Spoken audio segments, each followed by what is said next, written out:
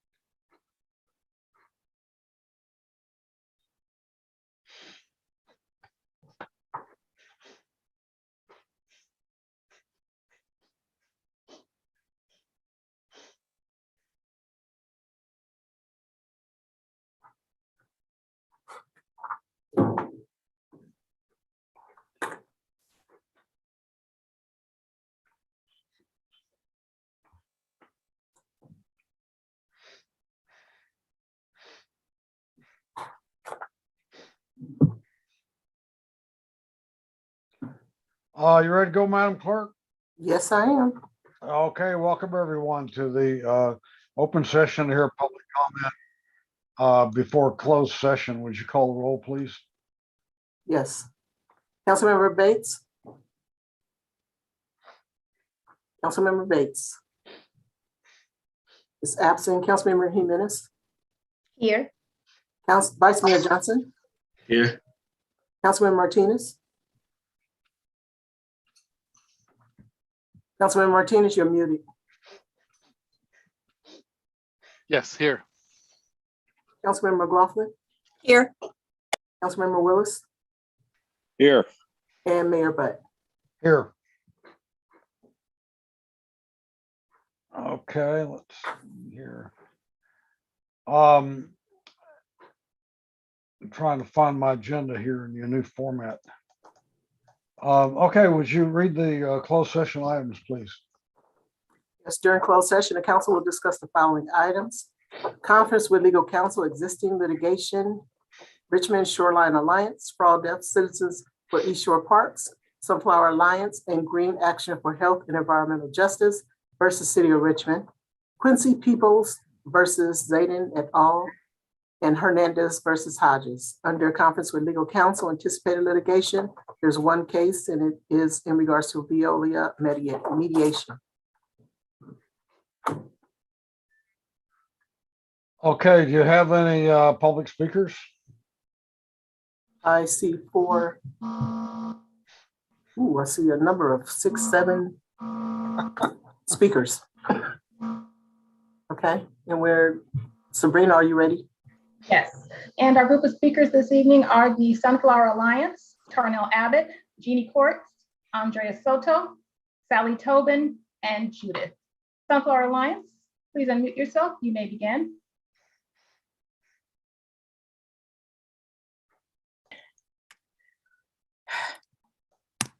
Good evening. Can you hear me? Yes. Good evening, Mayor and Council. I'm Janet Johnson, a Richmond resident, co-chair of the Richmond Shoreline Alliance and co-coordinator of Sunflower Alliance. I urge the council to get out of their development agreement with HRP Campus Bay based on health and safety or reach a settlement. The city must not move forward with this project. We recognize Richmond's critical need for housing, particularly near the public transit hub at the Richmond BART station. We fully support affordable development. At this site, however, there's no public transportation, shopping, or other amenities within walking distance. The DTSC's cleanup plan entails removing only a fraction of the more than 500,000 cubic yards of contaminated soil and installing a concrete cap. They say it'll be safe for families with children, but deed restrictions include no K through 12 schools, no daycare facilities for seniors or children, and no hospitals. The site is open on the sides and bottom, so a cap will not prevent sea level rise and groundwater intrusion from carrying toxic chemicals and volatile organic compounds inland, nor will it prevent tidal action from leaching contamination into Steege Marsh and the Bay. A similar partial cleanup was done at Richmond's United Heckathorn Superfund site, and recent EPA water sampling shows worse contamination than before the site was capped. According to the prospective purchaser agreement between DTSC and the developer, HRP is responsible for handling hazardous materials on the site now and in the future, but they're shielded from prosecution, consequently passing responsibility for cleanup from Zeneca to state and local taxpayers in the event that HRP goes out of business. The city must not move forward with this project. Thank you. Thank you. And our next speaker is Tarnell Abbott. You may begin. Can you hear me? Yeah. Yeah, my name is Tarnell Abbott, and I am a resident of Richmond. And I've been working as a volunteer with the DTSC to have a real cleanup at the Zeneca site. And the DTSC has not held up their mission, which is to protect the health of the people and the health of the environment. And the reason that the city of Richmond is in a lawsuit against with the that the community brought forward is because when the prior city council went into a development agreement with HRP Campus Bay LLC and sold us out, in other words, sold out our health for a community benefits agreement that is dwindling, and we have yet to see any money from that. And it's some of it is actually not even, I don't think, even going to be legal.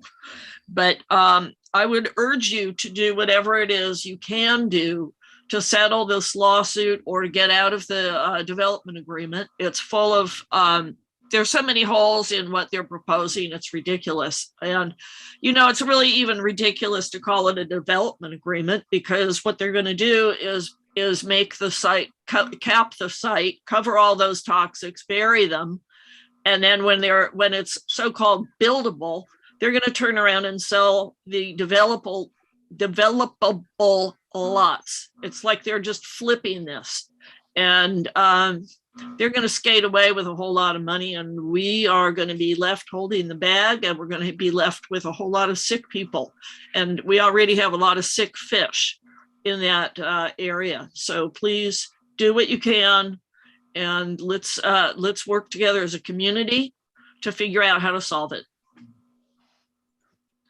Our next speaker is Jeannie Quartz. Jeannie, you may begin. Yes, good evening. Jeannie Quartz, Richmond resident. I'm speaking in support of making sure that AstraZeneca Campus Bay site is cleaned up to residential standards, something that DTSC and the prior lame duck city council conveniently ignored.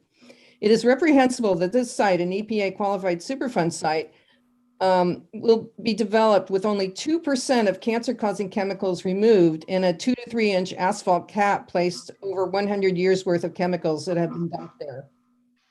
The contaminated soil needs to be transported safely, for example, by boat or by rail to a licensed facility where these chemicals are stored and monitored so they do not impact environmental or human health, and could be remediated at that licensed facility so that they are completely harmless.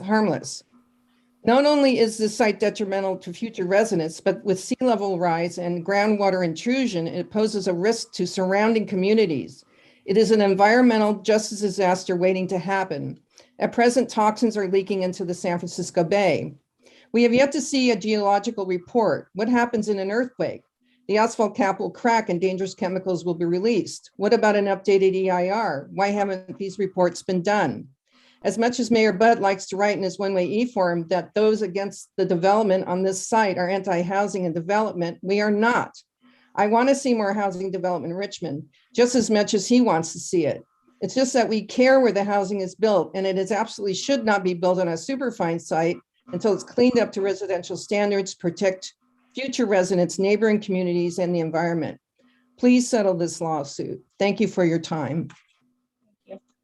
Next speaker is Andres Soto. Andres, you may begin. Thank you, Mr. Mayor, members of the council. Andres Soto. And I'm just going to echo everything that my friends and colleagues have stated. I'm with the Point Malate Alliance and the Richmond Shoreline Alliance as a co-chair. And the reason we're doing this, the reason we spend so much time on this, is we are committed to a healthy and safe future Richmond, one that has gotten out of the legacy of pollution from the early 20th century and the mid 20th century and forward. A just transition for Richmond that is healthy and safe for all is the only formula that is going to work to move us forward. The tsunami that we saw from Tonga that caused damage all the way from Peru to the Santa Cruz marina shows the vulnerability that this entire region has. The sea level rise is going to occur a lot faster than anybody predicted, and that is going to be devastating for the entire Bay Area, but especially for communities like Richmond because of their problem with the sea level rise and the polluted shoreline. So I just want to thank the members of the city council who are with the Richmond Progressive Alliance for standing up to greed, standing up to avarice, standing up to racism, standing up to classism, and the legacy pollution that exists in our community. And just want to thank you for standing tall for the people. Our next speaker is Sally Tobin. Sally, you may begin. Thank you. So what can we learn from Love Canal? Love Canal happened before we knew better. With Zeneca, Richmond has no excuse. Love Canal toxic waste was deposited for 10 years, Zeneca for 100 years. Love Canal, 82 chemicals, 11 suspected carcinogens, Zeneca, 12 heavy metals, 22 pesticides, plus herbicides, plus fertilizers, plus unknown residues from failed experiments, 11 volatile organic compounds, as well as PCBs. The toxic cocktails differ, but some ingredients are found in both. Love Canal was small, about 500 families. Zeneca proposes up to 4,000 residential units for maybe 10,000 people. Love Canal involved low birth weight babies, birth defects, miscarriages, leukemias, and chromosomal abnormalities. After years of activism and litigation, 1,321 people's medical expenses were covered for life. Love Canal was cleaned up, no contamination detected, and rebuilt as Black Creek. Then in 2013, Black Creek homeowners sued due to miscarriages, cysts, tumors, and lung disease, spawning 14 additional lawsuits. How can the city of Richmond navigate this toxic legal and humanitarian intersection? I'm not an attorney, but DTSC and the developers seem to have taken legal steps to protect themselves. The city of Richmond seems exposed. What will happen when residents begin to experience health and reproductive problems? 10,000 people is enough for a juicy class action lawsuit. So even if council members ignore the human cost, Zeneca litigation could bankrupt the city. The site must be cleaned up. Thank you. Thank you. Our next speaker is Judith. Judith, please state your last name for the record and you may begin. Yes, I'm sorry. It's Judith Piper, and I'm a Richmond resident. Can you hear me? Yes. Yes. Okay. Thank you. I'd just like to follow up a little bit with what all the other speakers have said. I live close to Meeker Slough, and just recently I've been paying much more attention to the scientific data that is come to the fore, especially the information that Dr. Christina Hill has been putting out to the public. Dr. Hill and her students have done some scale modeling at the AstraZeneca site, amongst some other sites. And it's just all too clear that sea level rise, groundwater rise, and toxic chemicals are at play here. And as she says, if something isn't done now, not tomorrow, but now, it's immediate that we will be living in what she calls a toxic soup. I was quite impressed with these 19-something-year-old, 20-year-old graduate students who came up with these incredible models to show exactly how the whole situation works with sea level rise and groundwater rise. And it's very disturbing. It's disturbing because we know this is a qualified Superfund site that can be cleaned up. AstraZeneca dropped the ball. We can't allow citizens and taxpayers to pay for this cleanup and in an underserved community. But there is the new infrastructure bill that has money for this cleanup. So it really is a no-brainer. And I applaud those council members who have been fighting tirelessly to make the cleanup happen. And I hope to see that this will be the result of 100% cleanup. Thank you. Thank you. Our next speaker is Deborah Baer. Deborah, you may begin. Thank you. My name's Debbie. I am a Richmond resident also, and I've been involved in the Zeneca issue. And I came in a little bit late, so I hope people haven't already said this, but the DTSC and the city and HRP all seem to have agreed that $13 million would be enough to set aside to ensure that the remediation happened completely. And recently, the engineers from DTSC took a look at the plans, remediation plans, and this is the first time they've really spoken on this, and they basically chastised HRP and said $13 million is a complete fabrication. So, because there are no plans yet, they don't have knowledge of where buildings would be, what kind of foundations they will have, where the utility corridors will be. The engineer said a 3-inch asphalt cap will not be sufficient to protect, to bring it up to residential standards and protect people living there.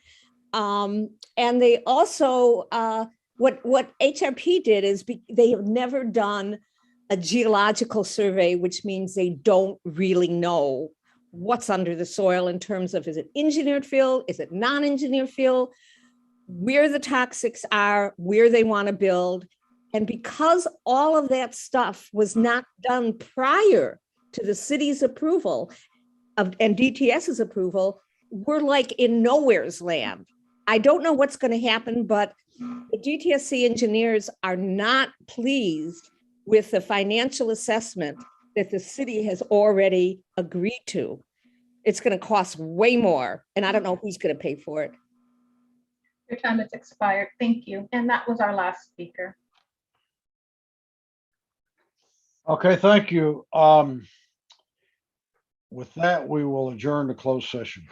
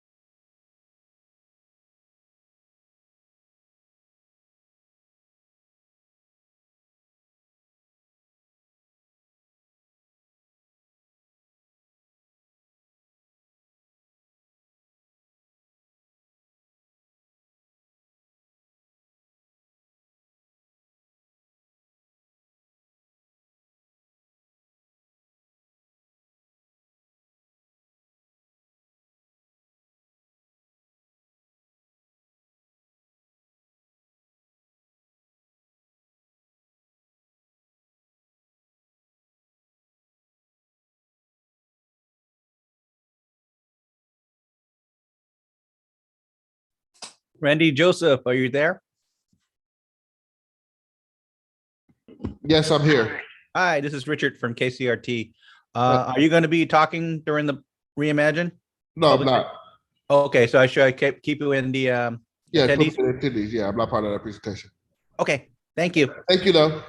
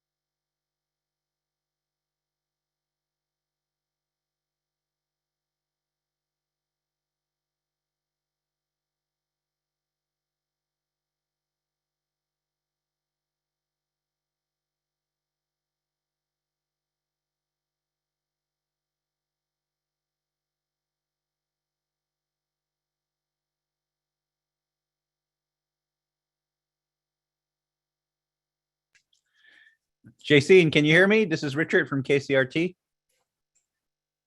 Yes, I can hear you. Okay, I'm going to put you on mute and then unmute you when we get ready to start the meeting. All right, thank you. No problem. Thank you.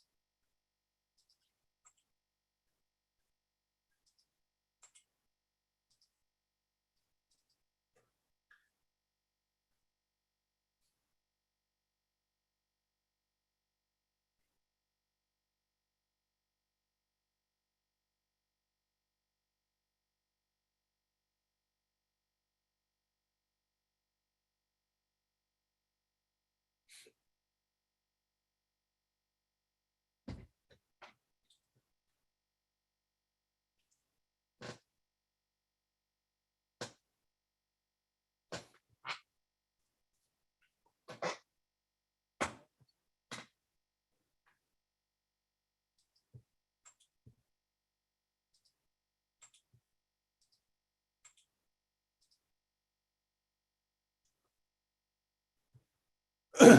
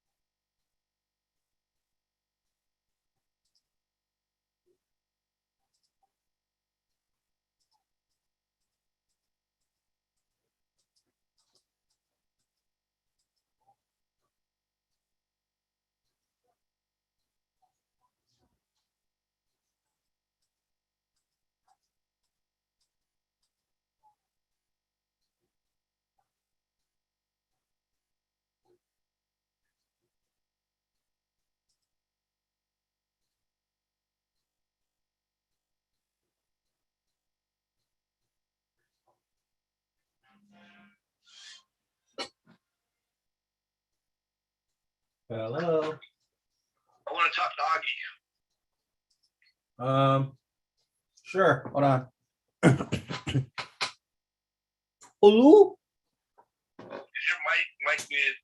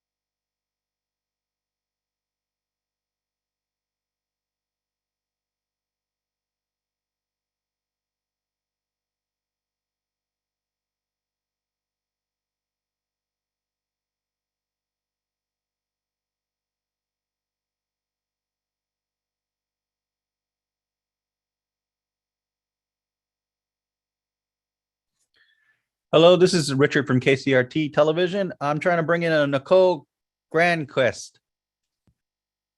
Please look for a dialog box that pops up that you can be invited to the Zoom meeting as a panelist.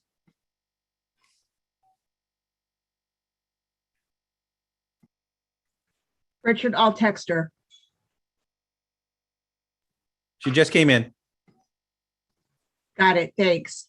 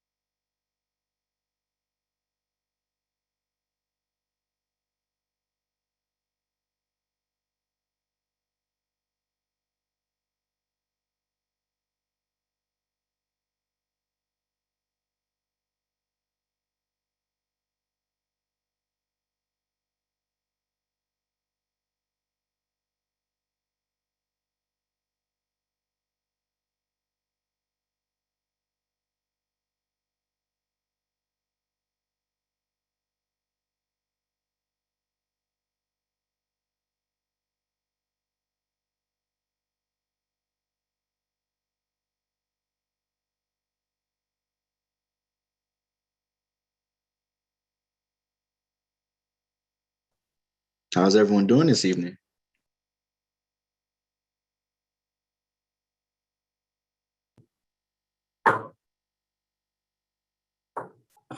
Miss Pam, I thought I was by myself. I was about to start singing. Hi, Commissioner Johnson. How y'all doing? How you doing?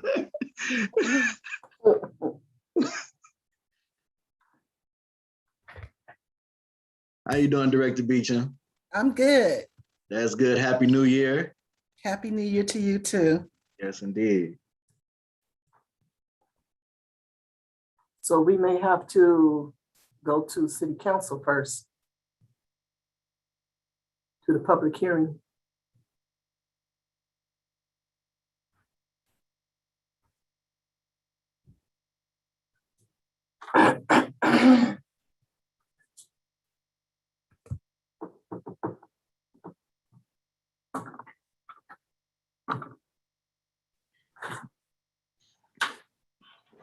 So, City Clerk, what we're going to do, since we have to have this public hearing at 7, is as soon as we get a quorum, we'll reconvene the meeting and we'll call the roll.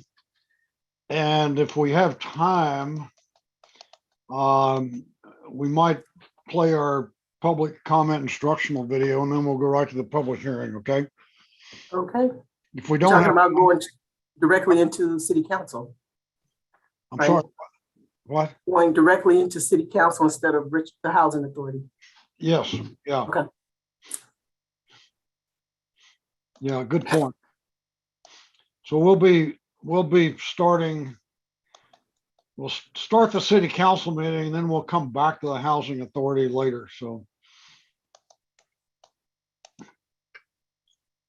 So let's see, I see 1, 2, 3. I need one more council member. There we go. Okay, we have a quorum.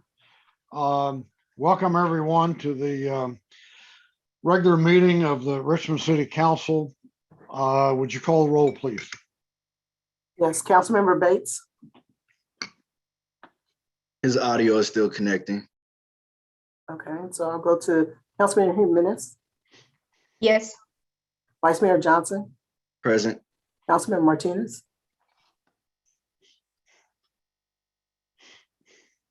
Okay, we'll skip him. Councilman McLaughlin. Here.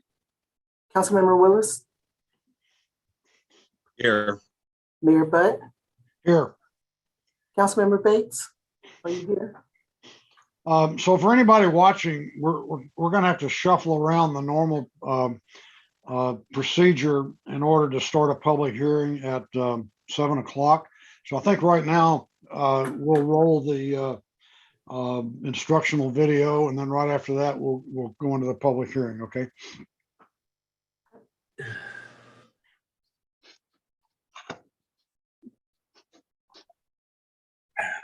Due to COVID-19, this meeting will be conducted via Zoom pursuant to the provisions of the Governor's Urgency Measure Assembly Bill 361, which suspends certain requirements of the Brown Act.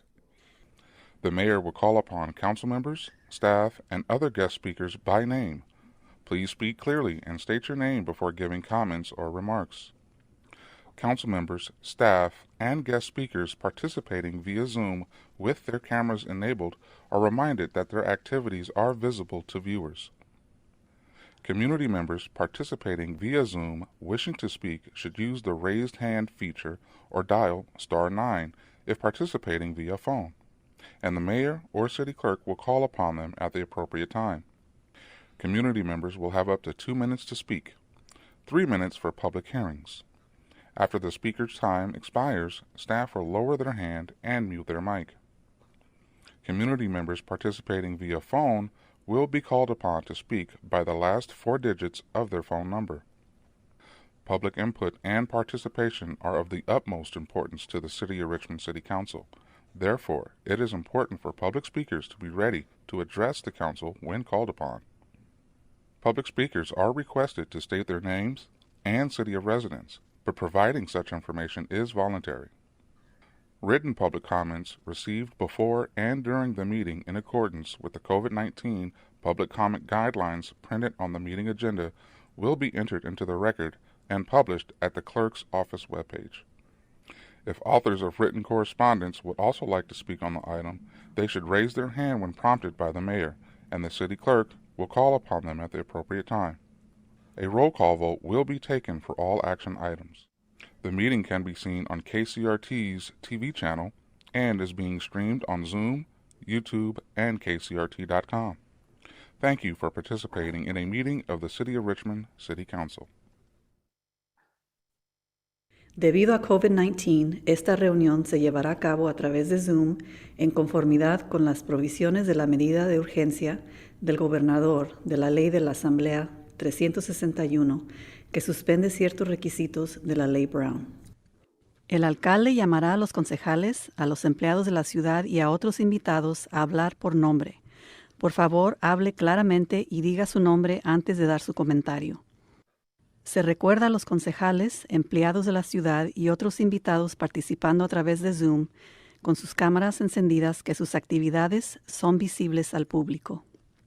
Miembros de la comunidad participando a través de Zoom que deseen hablar deberían de usar la función levantar la mano, en inglés raise hand, o marcar *9 si están participando por teléfono. El alcalde y la secretaria municipal llamarán a los oradores en el momento apropiado. Miembros de la comunidad tendrán hasta 2 minutos para hablar y 3 minutos para temas de audiencias públicas. Después de que se expire el tiempo de orador, se le bajará la mano y el micrófono será silenciado. Miembros de la comunidad participando por teléfono serán llamados para su turno usando los últimos 4 dígitos de su número de teléfono. Los comentarios y la participación del público son de suma importancia para el Consejo Municipal. Por lo tanto, es importante que los oradores públicos estén listos para dar sus comentarios al Consejo Municipal cuando sean llamados. Se pide que los oradores públicos indiquen sus nombres y ciudad de residencia, pero proveer dicha información es voluntario. Comentarios escritos recibidos antes y durante la reunión, de acuerdo con las reglas designadas para comentario público durante el COVID-19, imprimidos en la agenda de la reunión, serán ingresados en el registro y se publicarán en la página web de la Secretaría Municipal. Si los autores de la correspondencia escrita también desean hablar sobre el tema, deberían levantar la mano cuando sea pedido por el alcalde, y la Secretaría Municipal los llamará en el momento apropiado. Se realizará una votación nominal para todos los puntos de acción. La reunión se podrá ver en el canal de televisión de KCRT y también se transmitirá en Zoom, YouTube y kcrt.com. Gracias por participar en una reunión de Consejo Municipal de la ciudad de Richmond.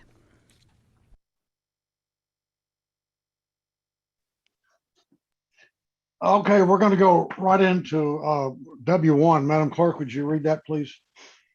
Yes. Under public hearings, pursuant to public notice, it is time to hold a public hearing to receive public input on draft maps of voting district boundaries as part of the city's requirement to redistrict the city after the release of the 2020 census data. And National Demographics Corporation will lead the process. And I am the presenter of this item, Pamela Christian, City Clerk. As part of the redistricting process, the city is required to hold 2 public hearings prior to the release of the 2020 census data, and then 2 public hearings following the release of the 2020 census data. Tonight is the first draft map hearing to discuss and revise the draft maps that were submitted. Before I turn the presentation over to NDC, I'd like to thank Ursula Deloa, who was the lead on the outreach efforts, and she did a fantastic job based on all the comments we received. All departments and the public who assisted with outreach. Shalise Tilton, she's a senior consultant with NDC, and Reina Del Torio, and she's our Spanish interpreter. And now I'd like to turn the presentation over to Shalise Tilton. Thank you. I just want to make sure you can see my screen. Yes. Okay. What you're seeing on your map is the current districts, and as your city clerk mentioned, we need to revise those districts to have equal population in each of the districts. We have, this is our third public hearing. We've held a series of public hearings and workshops prior to this time. This is the first opportunity for the council to see draft maps, and then the second opportunity will be February 1st for selection of a map. The law requires that maps be adopted by April 17th. When drawing the maps, we have to follow federal and state guidelines. The federal population, first and foremost, equal population. That's based on the California prisoner adjusted data. All of the state prisoners were reassigned to their last known home addresses. We must draw maps that don't dilute the voting strength of our protected class, and no racial gerrymandering, meaning we can't draw lines solely based on race. It can be one factor, but it cannot be the predominant or only factor. The criteria for California is spelled out in the Fair Maps Act. Geographically contiguous is the first priority. These are ranked order, undivided neighborhoods and communities of interest, easily identifiable boundaries, and compactness.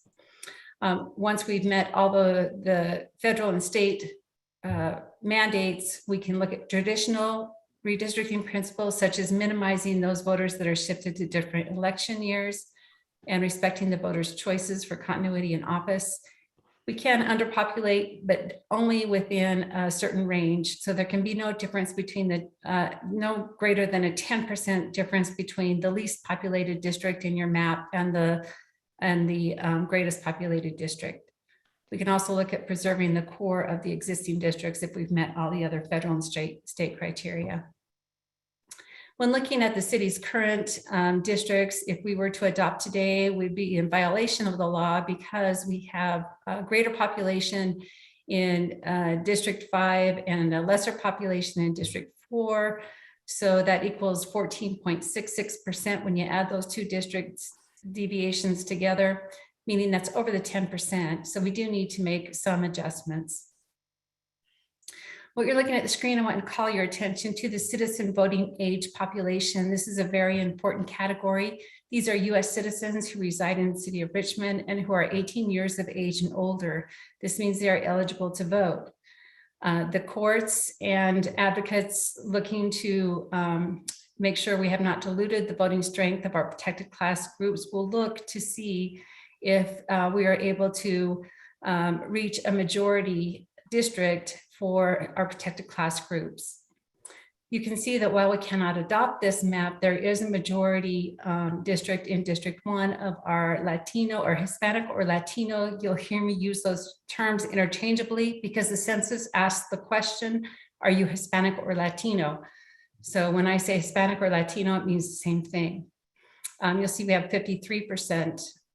So we know we have a district, currently have a majority district of our Latino citizen voting age population. Each of our 5 council districts, I'm sorry, that should say 6 council districts, I'm sorry, must contain about 19,465 people.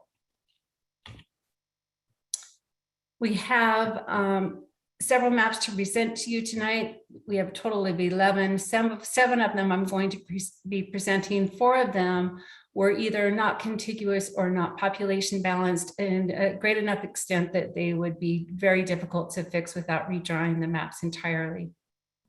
The ones in pink are the ones that are either not contiguous or greatly out of population balance. What you're seeing here is just a summary of the sheets. So you want to look at the white ones we'll be presenting and also the lighter pink ones because they are so close to being either population balanced or contiguous. They're easily fixable. And so I want the council to be able to consider those as well. The deviation column shows us if they are population balanced. And again, we're looking for that 10% number.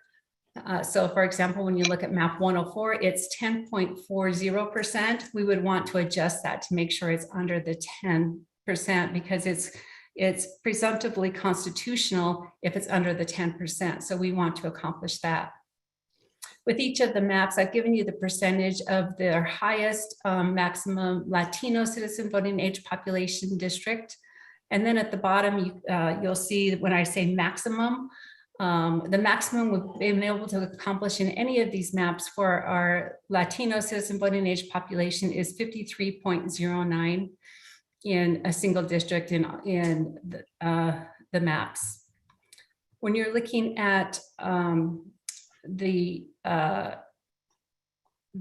white maximum citizen voting age population, you'll see that it's under 50%. That means that we have a majority minority district in each of the districts.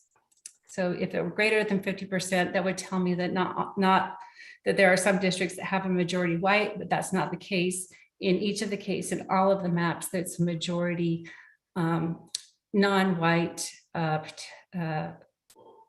citizen voting age population majority. For our citizen voting age population, for our Black or African American, you can see our highest that was achievable was 54.03%.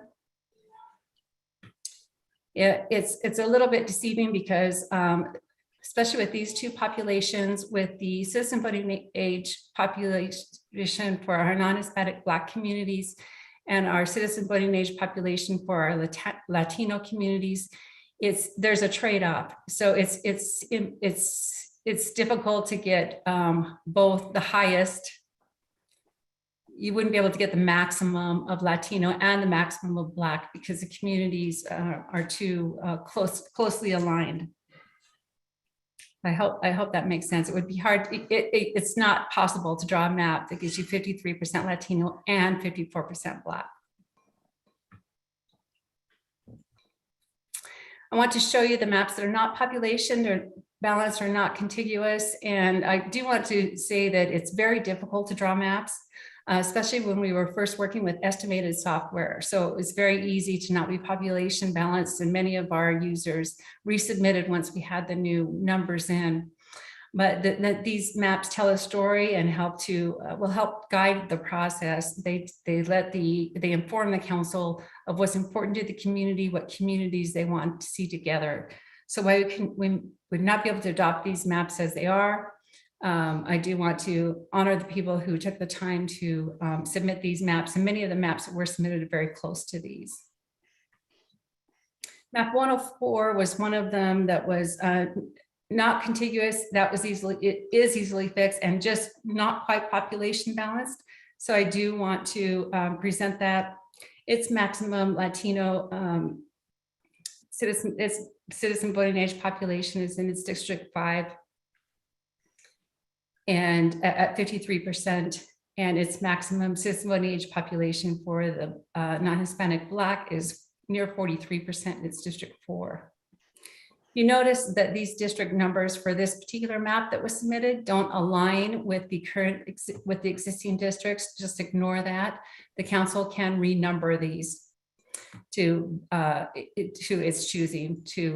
Typically you would renumber these to align with kind of the general geographic area of your existing map, so as to be not confusing for voters. But that's the council's discretion. Map 105 is a similar map, similar percentages. And again, it's non-contiguous, but it can be easily fixed, and it is population balanced. Map 102, it was presented by a group of neighborhood councils. In their comments, they say they were predominantly Latino and African American representatives from the neighborhood councils from the North, Central, and Southern.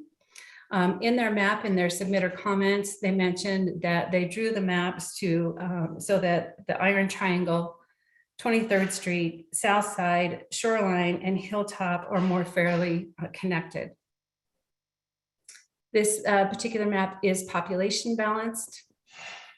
It does have a maximum Latino. It does not reach the 50% for the Latino district. It does have a 54% of the citizen voting age population for the Black community. It does pair 2 council members in District 5 and 2 council members in District 6.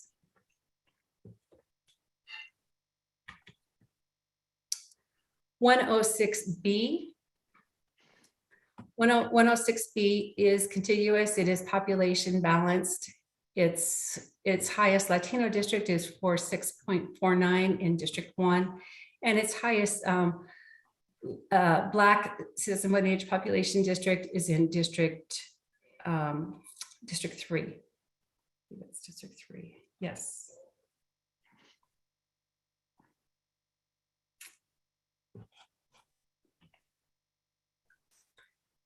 NDC drew map 201. Map 201 is a reflection of the existing districts with just minor adjustments for population balance. As you recall from the previous chart, District 5 was too large, so it had to reduce in size. That reduction was made in the area along Cutting Avenue between Park Plaza and Laurel Park neighborhoods, and also in the Hilltop area. The Hilltop area was extended to include Hilltop Village. I understand these maps are difficult to see. I do have an interactive map viewer that's going to be much easier for you to see the street names, and we can zoom in closely on these borders if that's your desire. Map 102 is very similar. The same change was made between Districts 3 and 5 along Cutting. And then up in the Hilltop area, rather than pick up Hilltop Village, the area west of Hilltop Green was picked up, the west of I-80. Map 203 was also drawn by NDC. This map was drawn based on looking at the submitters' maps from the public to try to capture what they were looking to accomplish, but also to achieve a Latino majority district. District 1 is 52.61. And for our Latino citizen voting age population, and for our non-Hispanic Black citizen voting age population in District 6 is 50.05. I'm sorry, District 3. It does have two districts that have, so the waterfront is shared between two districts, and most of Hilltop is united.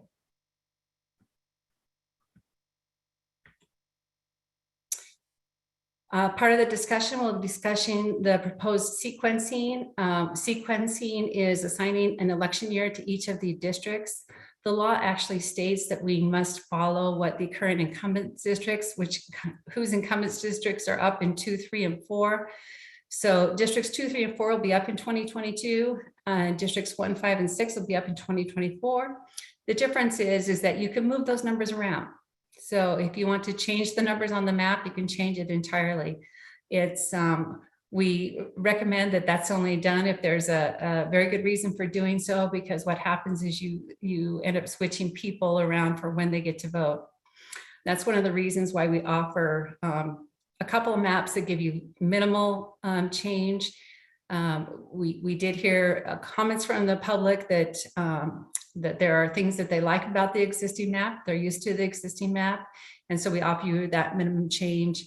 And then of course we did hear from the group that submitted map 102.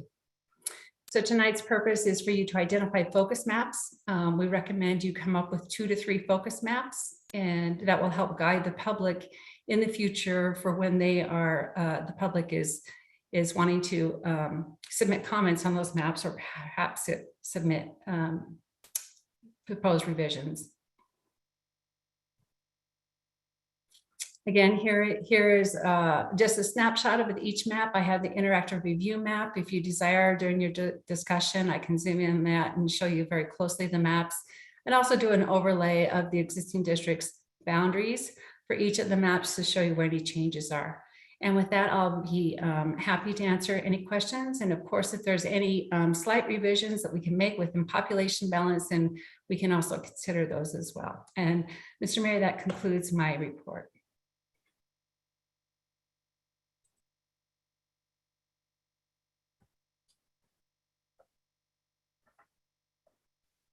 So are there questions from city council members? Councilmember McLaughlin and then Johnson. I just, to start out with, I just have one question. When you say that, like District 5 or District 6 is paired, what does, I mean, paired, is that 2 council members? I thought I heard you say paired. What does that mean? Yes, that's absolutely right. So that means that the proposed lines would have two seated council members residing in a single district. So there would be 2 council members, even though the districts are separate, are bound by certain boundaries. You're saying that there wouldn't be more than 1 council member elected for a district? No, that in that case, they would have to run against each other and one would be elected. Oh, I see what you're saying in terms of at-large council members, or I see. Okay, got it.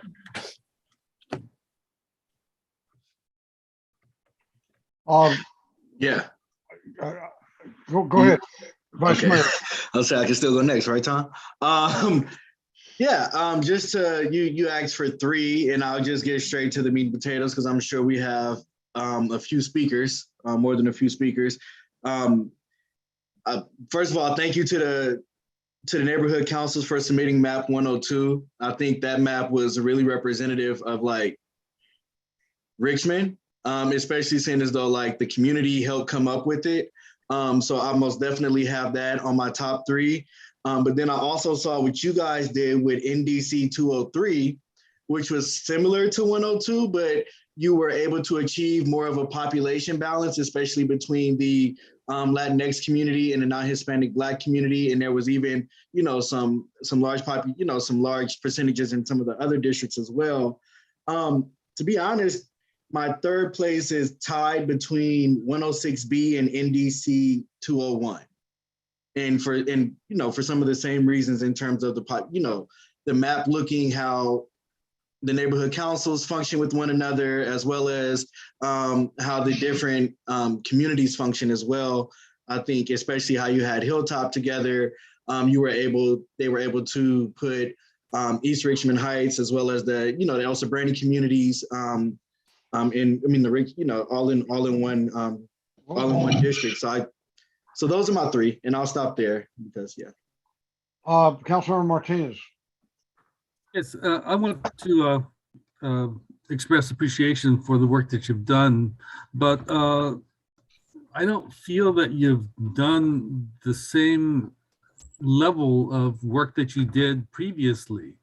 I thought that I was missing information, but I see that the information isn't here. Previously, for every map, you had the demographics for each you had the demographic for each district for each map, and I don't see that here. Where is that information? Yes, it's available on the website. So each of the maps has 2 pages to it. One has the map and then the demographic summary. So why didn't you provide it? I think it's essential for us to make our decision.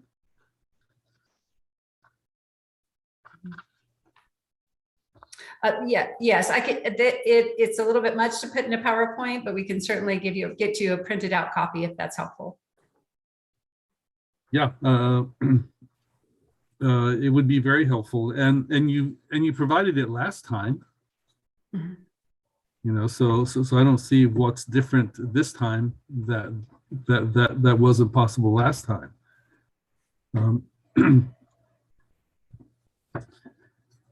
So I don't know. It's when I was looking through it, I was thinking, I don't see it.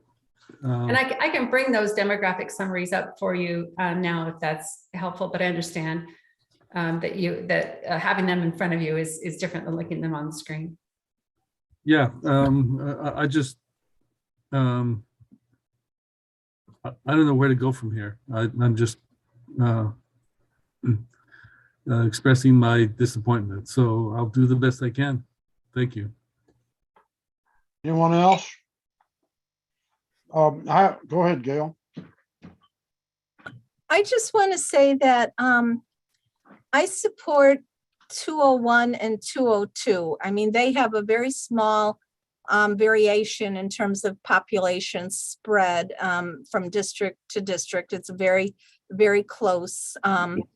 I also want to say that I don't support 102 for a number of reasons. First and foremost, it isn't fair to have the whole shoreline in one district because we have this sea level rise issue that is growing year by year, and it should not be all in one district. We want various council members. Of course, we want the whole council to be aware of that. And so, I can see a lot of contributions coming to one district from industry, for example, on the shoreline, and that wouldn't be fair. So I think it makes more sense to have 201 or 202. I also want to state that the idea of putting moving East Richmond Heights out of District 5 is strongly opposed by East Richmond Heights. And it's clear that there's a commonality between the North and East Richmond Heights in terms of the San Pablo Avenue corridor. And I think there's a desire and a good reason to keep East Richmond Heights in District 6. I also want to say that 202 and 201 keep District 4 as District 4, which is what many in District 4 want. So I think having 201 or 202 makes the most sense in my view. When you get the chance, can you share those polls you took in East Richmond Heights and the other neighborhoods? I can share, you have the same emails probably that I have. Okay, any other questions for the polls. council members? I have a question about the pairings. So if you have an existing district that has a council member elected to a 4-year term, and there's another, and after redistricting, there's another council member who is at the, well, let me back up a minute. You have one council member who's in the middle of a 4-year term, who was elected to represent that district. And then you have another council member who's at the end of a 4-year term, which means that he or she's gonna have to either run, it's gonna have to run again if they want to stay on the city council. So does that mean that they have to run against each other to see who represents that district? They can. So the one who's midterm Yeah. and an election comes up on their midterm, they have the choice to run at that point, or they just complete their term. Well, wait a minute. So if you have the council member who's midterm, they're still going to be a council member for 2 years regardless in that district, right? And then you have another person there. So that person has to move out of the district if he or she wants to run, right? No, it takes a while for your map to be perfected. So there would be 2 council members that actually live in that particular district, and there would be another district somewhere that didn't have anyone until the completion of that 2024 council member's term. That's just the nature of the beast when there's pairings, that if they're if they're not on the same election cycle. So you could end up with 2 council members representing the same district, right? Yeah, similar to what the situation now. Well, now it's more like one council member represents the district and the other one's at large. So, okay. Yeah, depending on how the numbering goes, yes. Okay, Councilmember Jimenez. Hi, thank you for the work. I will be looking forward to the more information that you are going to send. And that information is available on the website now, but I will Okay. ask the city clerk staff to give you a physical copy. Perfect. So I think like the maps that I am supporting will be 201 and 202. I think like these are maps that have good division, population, demographics, all of that. I have been talking to the president of the Richmond Heights neighborhood and some of them, and I had received the emails that everybody received. So I think it will be good for the council members also to talk to them about how they organized last time to make sure that they were keep with the north and east. So that is one thing. And then the other part is that I really think that having just one only district with the whole shoreline is something that maybe we should rethink about it. I think I remember that we have last time we were working about how maybe is that each one idea that it didn't pass was that each district will have a little part of the shoreline, so everybody was part of that, but it didn't pass, and the community organized around some areas to be near. So for that reasons, I support maps 201 and 202. Thank you. Any other questions from council members? So at this time, I will open the public hearing and we will hear from members of the public. Okay, our first group of speakers are Jan Magnoni, Oscar Garcia, Don Gosney, Linda Whitmore, Patricia Ruck, Madeline Law, Mark Wasberg, Lisa Johnson, and Naomi Williams. Jan Magnoni, you may begin. You'll have 3 minutes. Thank you. Dear Mayor and Richmond City Council, we are a group of neighborhood councils that serve predominantly Latino and African American areas in northern, southern, and central Richmond. We are respectfully requesting the city adopt the draft District Map 102 as part of the redistricting 2020 census. National Demographics Corporation states that there are 4 criteria that a district map should achieve. 1, districts should be geographically contiguous. 2, neighborhoods and communities should not be divided.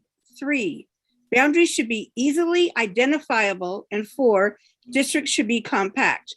While NDC says that the current map met the letter of the law, we believe it violated the spirit of the law and that our proposed map 102 better represents what the community legally deserves. Our proposed map addresses the following 3 major issues and eliminates the disenfranchisement of the Black and Brown communities of Richmond that exist under the current district boundaries. First one is prioritizing keeping neighborhoods and business districts whole and in one single city council district versus broken up into large pieces among 2 or more districts. Currently, the Iron Triangle, Park Plaza, and the Hilltop neighborhoods are broken into large pieces among 2 different districts.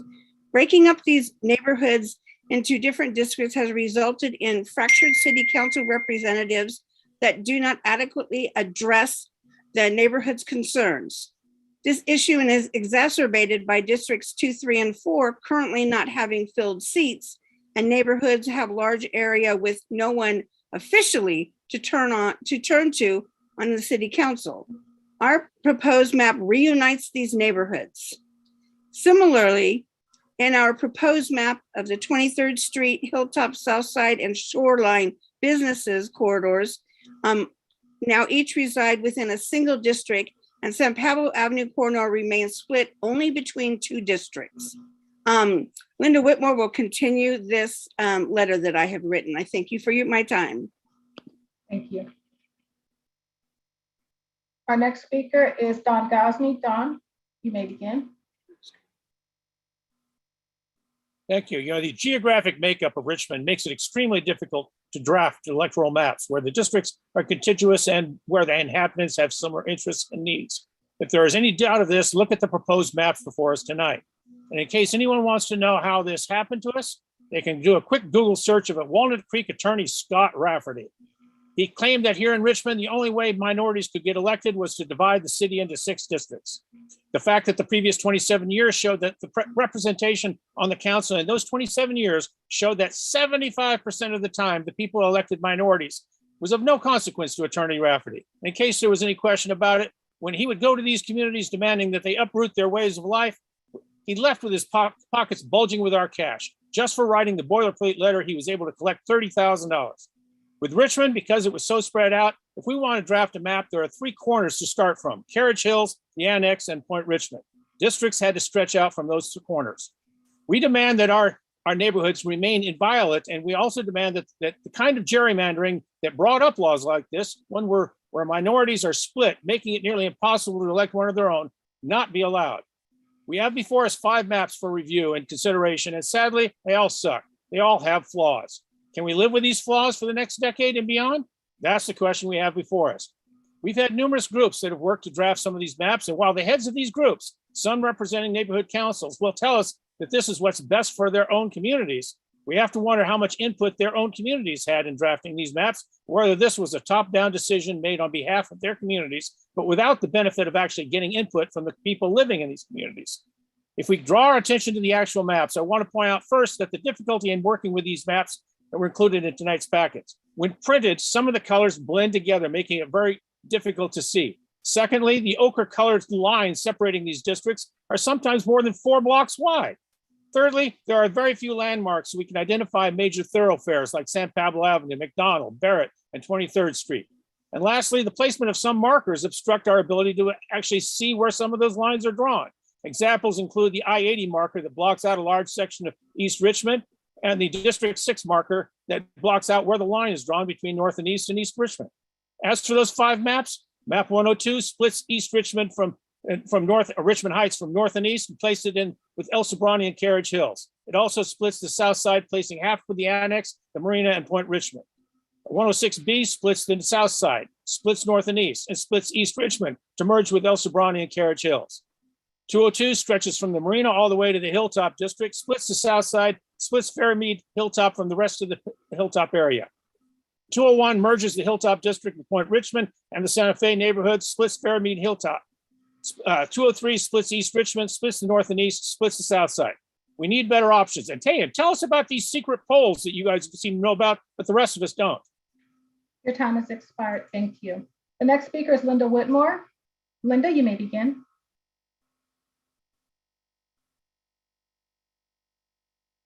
Linda, you may begin. Okay, I'm sorry about that. Good evening, Mayor, Vice Mayor, council members, and staff. My name is Linda Whitmore, and I am a 30-year resident of the city of Richmond. I live in the Santa Fe area, and I'm a member of the Richmond Neighbors for Safer Communities. Jan, the president of RNCC, started a letter that we composed as neighbors, and I'm going to kind of summarize wrapping that letter up. There are 2 other reasons why we, the community of neighbors, selected map 102. Jan gave you a couple reasons. I'm going to give you a few more. Map 102 keeps predominantly Black and brown sections of Richmond, central and near North Richmond together, and most of the south side in one district. It also joins wealthier areas with shared shoreline interests, like Point Richmond, Marina Bay, and the Southwest Annex into one district. Another reason, the district should be kept compact as required by state law. Currently, District 2 is scattered over an area that is too large, includes several neighborhoods that do not have common interests. Hilltop, Shields, Reed, Santa Fe, and Point Richmond, for example, and is joined via a thin stretch of land with no residents.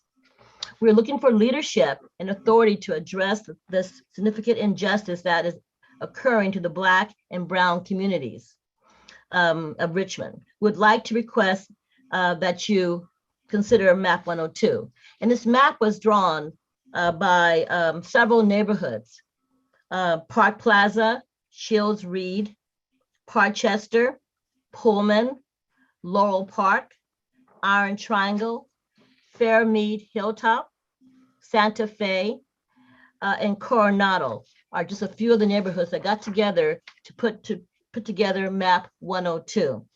We'd like for you to consider this because this map has clear borders and boundaries of interest, neighborhood councils kept together as much as possible. The map also demonstrates equity and diversity, and the community tried to reunify neighborhoods that were splintered in the previous map. So we'd like for you to consider map 102. Thank you very much. Thank you. Our next speaker is Katrinka Rutt. Katrinka, you may begin.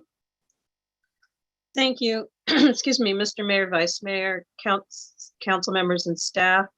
I'm a Richmond resident and I'm submitting the comments on behalf of the Council of Business and Industries. And we particularly wanted to thank the city clerk as well as staff for all the hard work you put into this and reaching out to the community. We endorse map 102 submitted and supported by the community groups. This provides for clear borders and boundaries of interest by allowing the neighborhood councils to be as cohesive as possible. It reunifies the neighborhoods that were splintered in previous map reiterations. The map demonstrates equity and diversity, excuse me, in that Hispanics, Blacks, and whites each have 2 majority districts and are fairly comparable and more uniform in regards to percentage representation. Please consider supporting map 102, and I thank you for your time. Thank you. Our next speaker is Madeline Law. Madeline, you may begin. Good evening. Good evening, Mayor and City Council. This is Madeline Law. I am the president of Park Plaza Neighborhood Council. I am calling to support map 102. This map is collaboration of neighborhoods that were broken up and divided in the last redistricting. The 102 map reunites our neighborhoods and reflects the commonalities, diversity, and equity that should have been exhibited the last time. This map prioritizes a balance in our city through grouping together neighborhoods of the same likeness and consistency. It also satisfies the state laws by keeping districts compact and as required. I will again say I am endorsing map 102, and I have the expectation that leadership will consider a map that has been submitted and prepared by the people and for the people. Thank you. Thank you. Our next speaker is Mark Wasberg. Mark, you may begin.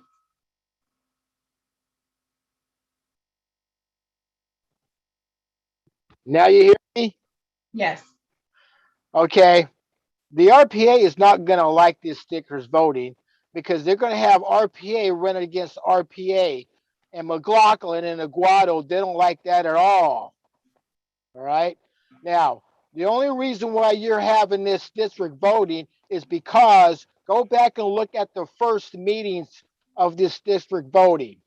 You had the lawyer and this Mexican lady come up to the city council and said, we want more Mexicans on the city council. See, this is what it's all about. It's all about race. It's all about having more Latinos, more Blacks, no more Asians, but less white people on there. That's why you have this district voting. Because you people have short memories out there. There was a big old beef during the city council meetings. And they try to throw you a curveball, and you people are so dumb to go for it. Now, what they did was they left Parkchester Village out. Parkchester Village did not have no representation. And if you lived in Parkchester Village, you could not vote, which is totally 100% illegal under the U.S. Constitution, because every American citizen has the right to vote, McLaughlin. You have to be an American citizen to vote. You cannot be an illegal immigrant. You cannot be a border jumper. You understand? This is what's going on. And right now, the RPA is sweaty. And McLaughlin talks about global warming. What does global warming have to do with election anyway? You see the stupid stuff that's going on. I agree with Don Gosley. Don Gosley hit it right on the head. It was all about race. To put more blacks, Latinos, to leave most of the white people out. This is why they had the big controversy about it. The question is, who has the final say-so of this stuff? This is one big screw up, I tell you that. When you went to district voting, it was the biggest screw up that you people could ever do. And that the question was asked to this lady who was spearheading this whole thing. She goes, "Oh no, it's about race." The hell it ain't. It's about race. That's all it is. And I'm going to tell you, this is one big clustered fuck. That's all it is. It was the most screw up thing that you people could ever do. Because I tell you, there's going to be so many lawsuits flying, so many people fighting against which neighborhood is going to have the best reputation. You see what I'm saying? This is the most stupidest thing that anybody can do. There should be a lawsuit filed in federal court to stop the district voting and go back to the way it was. So you won't have no problems. Now you're going to have so many problems. You're going to have neighborhoods fighting against each other. The RPA members are going to be moving district to district. This is all big one quote clustered fuck. That's what it is. I yield my time. The next speaker is Lisa Johnson, followed by Naomi Williams, Lori Hart, Garland Ellis, Michelle Rappaport, Jim Hansen, Rita Baruch, Morena Brown, Oscar Brown, and a device called MacBook Pro. Lisa, you may begin. Good evening, Mayor and council members. I'm a 22-year Richmond resident and speaking in support of MAP 102. As many of you know, I've participated in every single public hearing since 2019 and have strongly advocated for a map that supports our neighborhoods and communities. As you've heard from several neighborhood council representatives tonight and via email, this map represents the efforts of a broad coalition of neighborhood councils that serve predominantly Latino and African American areas of northern, central, and southern Richmond. This map addresses several issues with the current map and eliminates the disenfranchisement of the Black and Brown communities of Richmond. Specifically, this map provides Hispanics, Blacks, and whites each with 2 majority citizen voting age population percent district majorities, and they are all fairly comparable. Hispanics having a majority in districts 1 and 6, Blacks in districts 2 and 3, and whites in districts 4 and 5. This map prioritizes keeping neighborhoods and business districts whole and in one single district. It reunites the Iron Triangle, Park Plaza, and Hilltop neighborhoods, to name a few. No neighborhood council is split across more than 2 districts. Similarly, it reunites the 23rd Street, Hilltop, Southside, and Shoreline business corridors. This map also prioritizes keeping communities with common interests together where possible. It also unites East Richmond Heights with May Valley in nearby neighborhoods who have shared concerns over wildfire safety. This map corrects the current District 2 issue of using a skinny stretch of land with no residents to join diverse neighborhoods with few, if any, common interests, specifically Hilltop, Parchester Village, Shields Reed, Santa Fe, and Point Richmond. Maps 201 and 202 continue to use this technicality to meet a requirement for a district to be contiguous and only serves really the RPA who are currently seated. This map predominantly uses distinct and natural boundaries. A few distinctions between map 102 and the next 2 closest maps, 106B and 203, are that maps 106B and 203 split the North and East Neighborhood Council into 3 districts. Maps 203 continues to fragment predominantly brown and Black neighborhood councils and business corridors like 23rd Street. We are looking to your leadership and authority to address the current injustices that occur with the current map. We want elected leaders who will place the desires of the majority of our neighborhoods over their own seat and political interests. As Madeline Law nicely stated, this is a map that was created by the people and for the people. Thank you. Thank you. Our next speaker is Naomi Williams. Naomi, you may begin. Good evening. I'm Naomi Williams, and I live in the Southern District. And I'm president of the Pullman Neighborhood Council and the coordinator of the South Side Plus One group, and the chair for the Booker T. Anderson Advisory Committee for the important group. I will not repeat what the other neighborhoods have said. I believe I agree with them 110%. Then all we have to do, we have everything the same and our likes and our needs. Clear boundaries of the councils and neighbors can be reunited. The map we agreed on, and I really like it, is 102. So please consider 102. I know what you think, but we know what we need.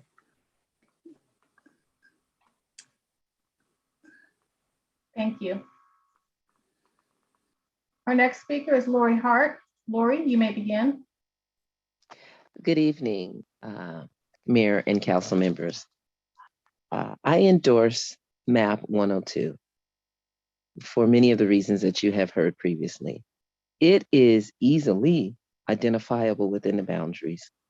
It also reunifies communities that were fractured and separated into many districts. It keeps communities that have common interests together. As stated, this was made up of a lot of the neighborhoods. We came together and talked with one another and said, how would we all be best served in drawing this map?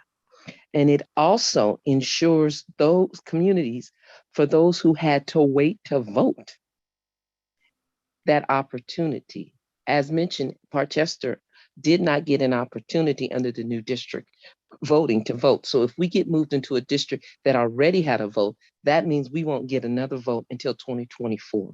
And that is extremely non-productive and or fair. And so I thank you for listening. I truly and prayerfully hope that you consider the comments that have been presented to you. Thank you. Good evening. Thank you. Our next speaker is Garland Ellis. Garland, you may begin.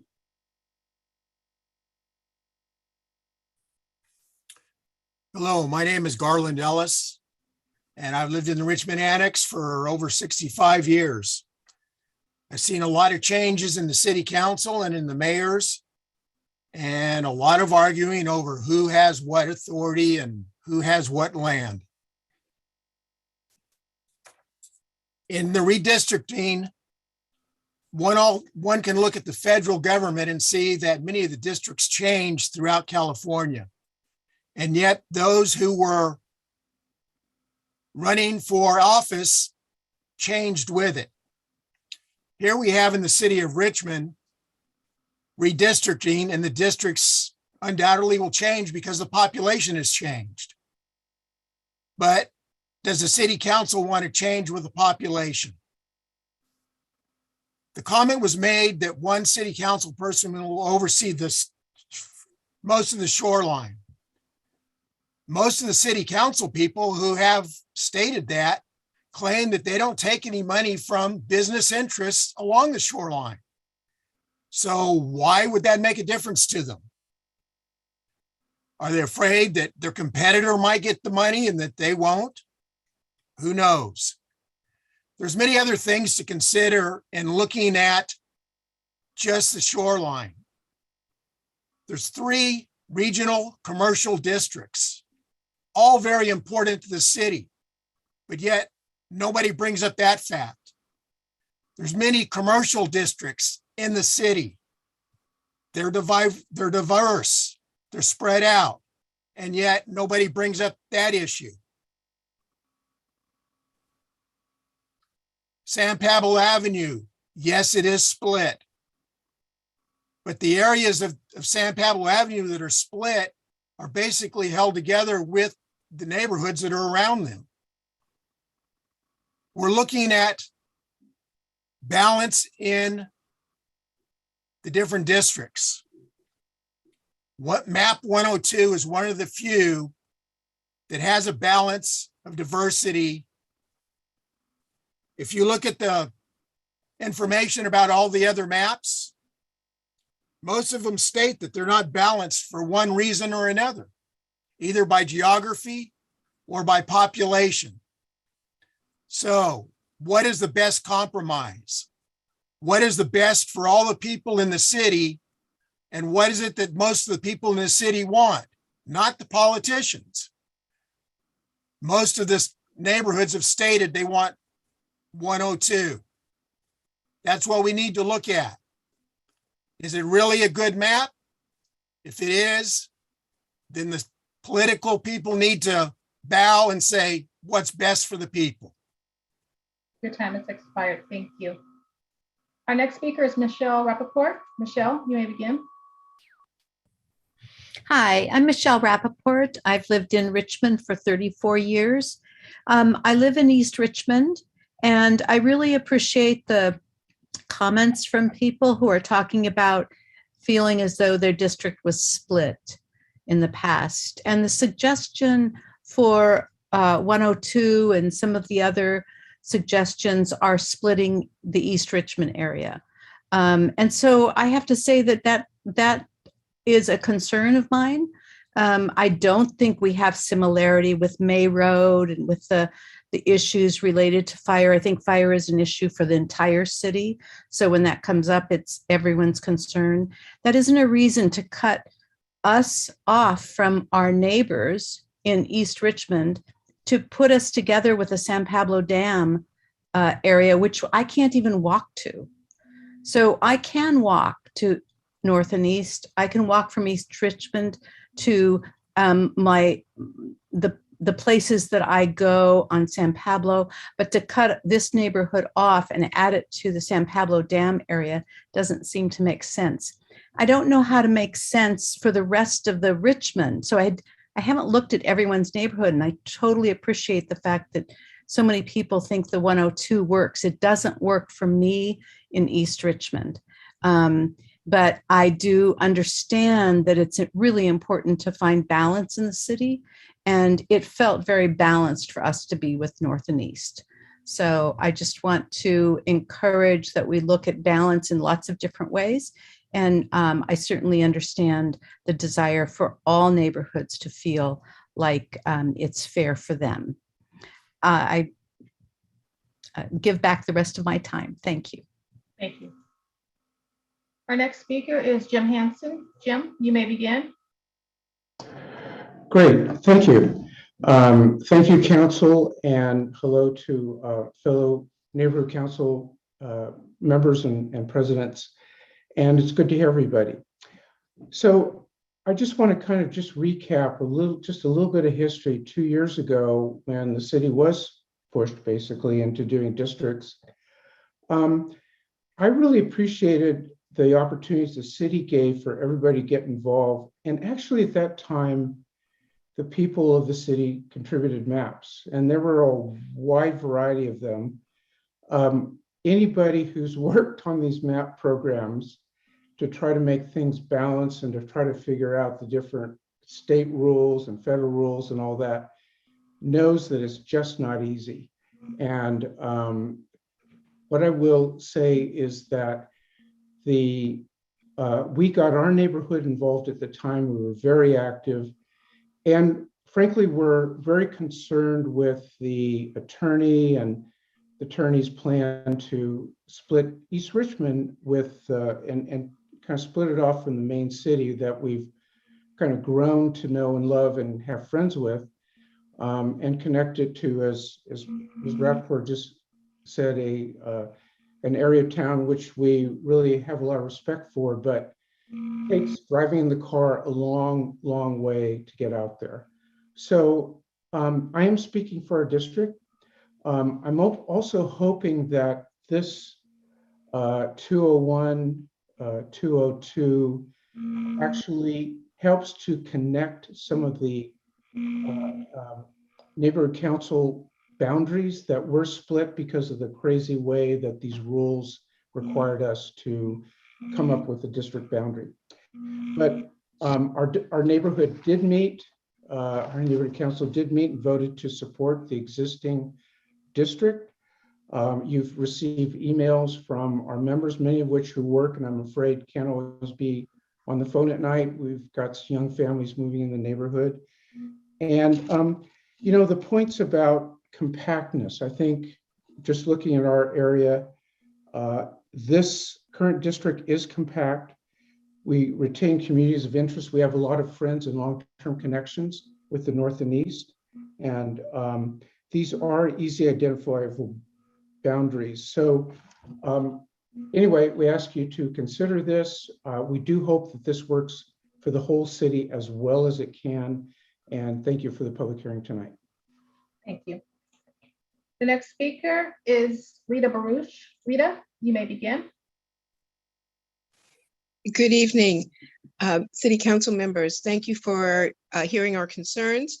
I have lived in East Richmond Heights for 21 years and am part of the neighborhood council here. I also want to acknowledge that it really seems no perfect map and that this is a difficult process.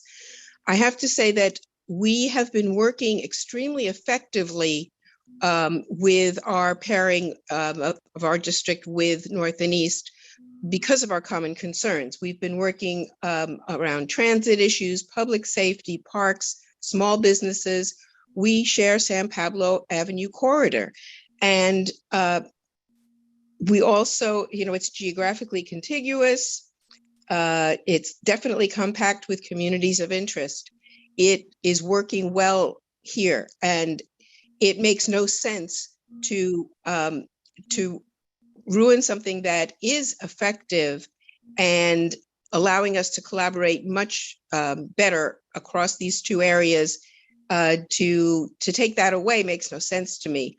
I understand that there's a lot of concerns by people in other parts of the city, and if there were, I wish there was a map that left us in our current pairing, as you say, with North and East Richmond Heights, and also solved some of the other problems. Perhaps we don't have that map created yet, but what we have, 201 and 202 are the ones that I really think should be supported. El Sobrante and Carriage Hills, their concerns are very different.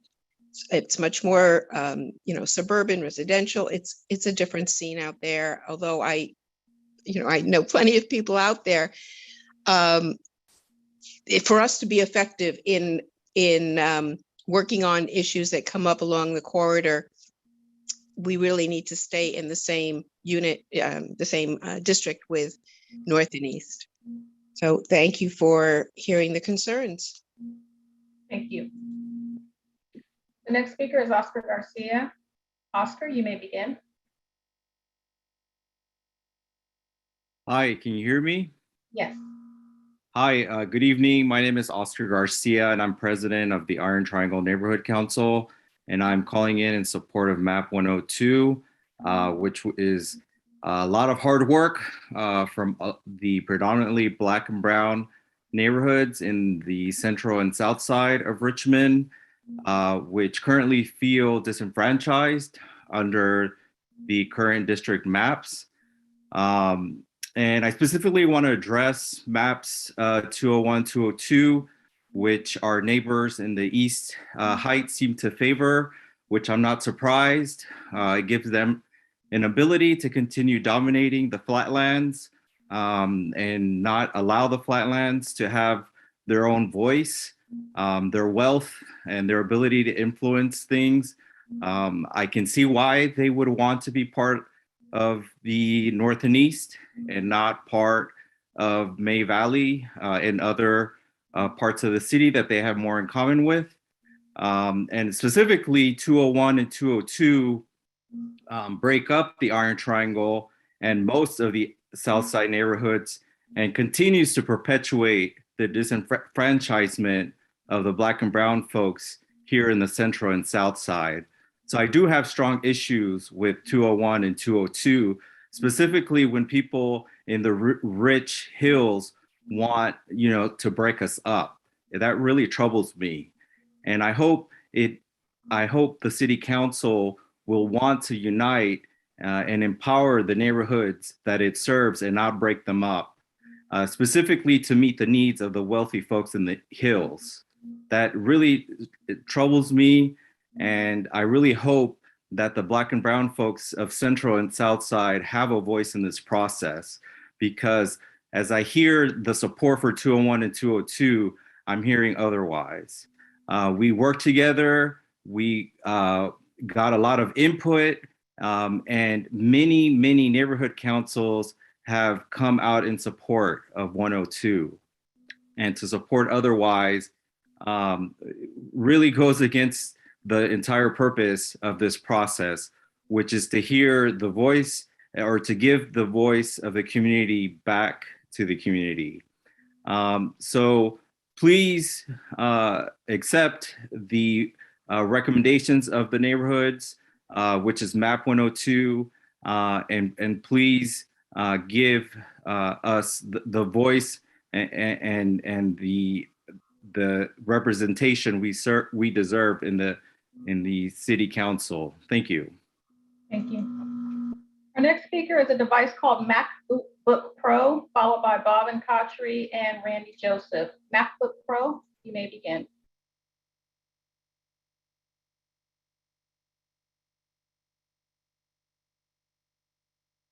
Someone with a device named MacBook Pro, you may begin. Thank you. My name is Ardo Rentila. I'm the president of the Fairmead Hilltop Neighborhood Council. I too endorse map 102, the neighborhood council map. I'm proud to say that I was involved with creating the map along with my brothers and sisters from across the city of Richmond. The first meeting was actually at the Hilltop Hilltop Community Church. Then we went to the south side. We've spent months on creating this map. It's not an RPA map, Gail, Claudia. This is a map for equity.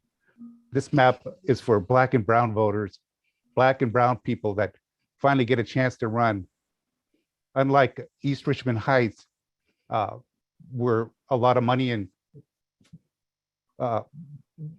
people live, this map was created for the neighborhood councils. I yield my time. Thank you. Thank you.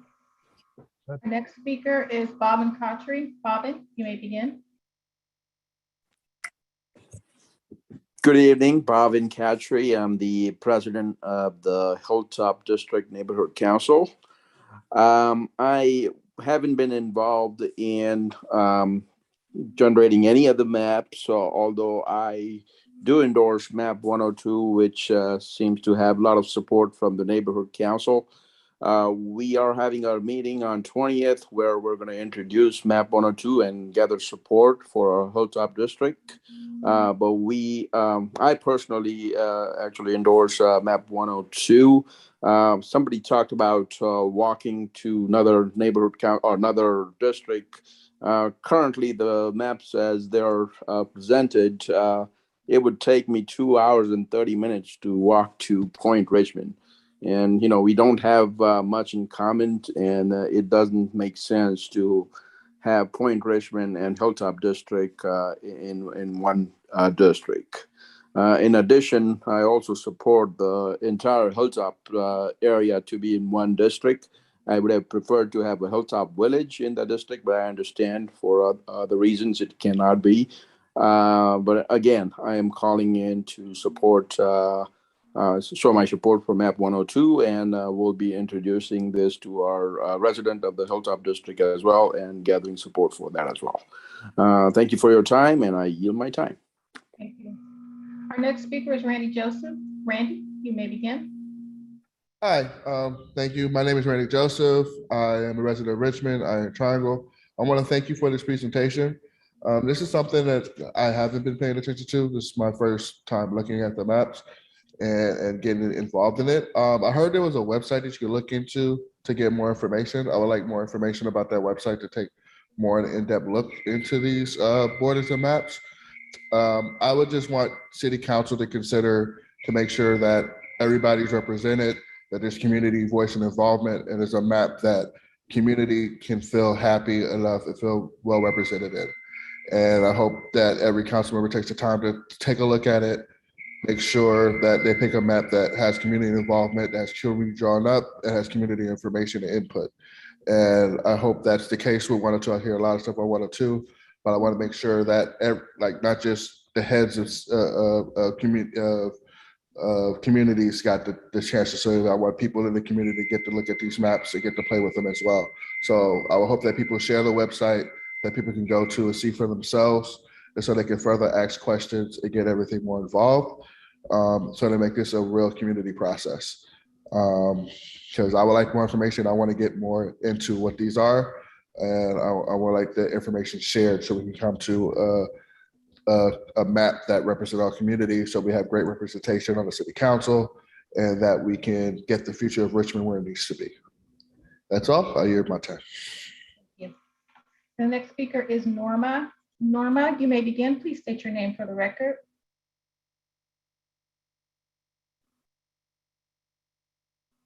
Norma?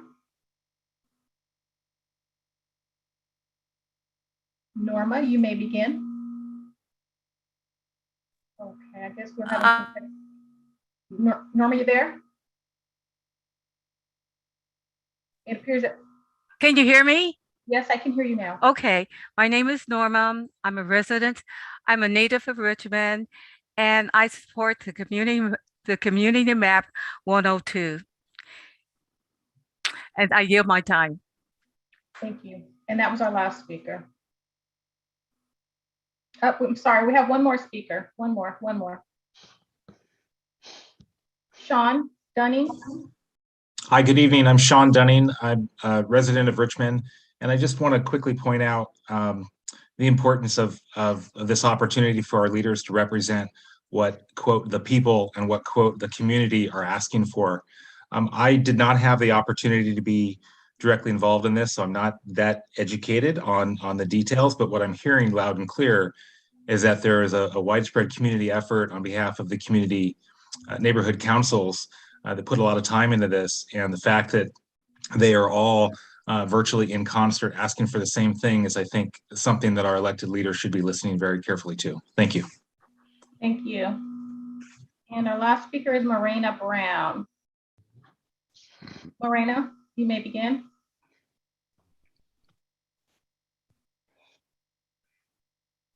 Morena, please unmute yourself. You may begin.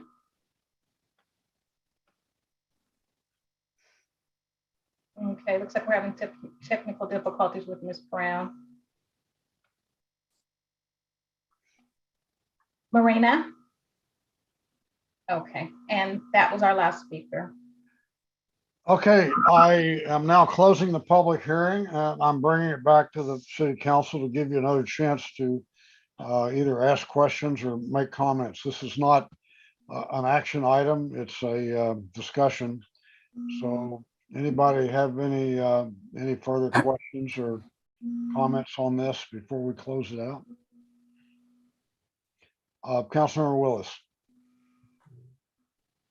Yeah, real quick, Mr. Mayor, I heard the consultants. I know this isn't an action item, but I did hear the presenters say that they wanted our impressions on like 3 of them tonight. Is that still needed? Do they need direction or? I think they're looking for feedback. If you want to give it to them, now's the time. Please.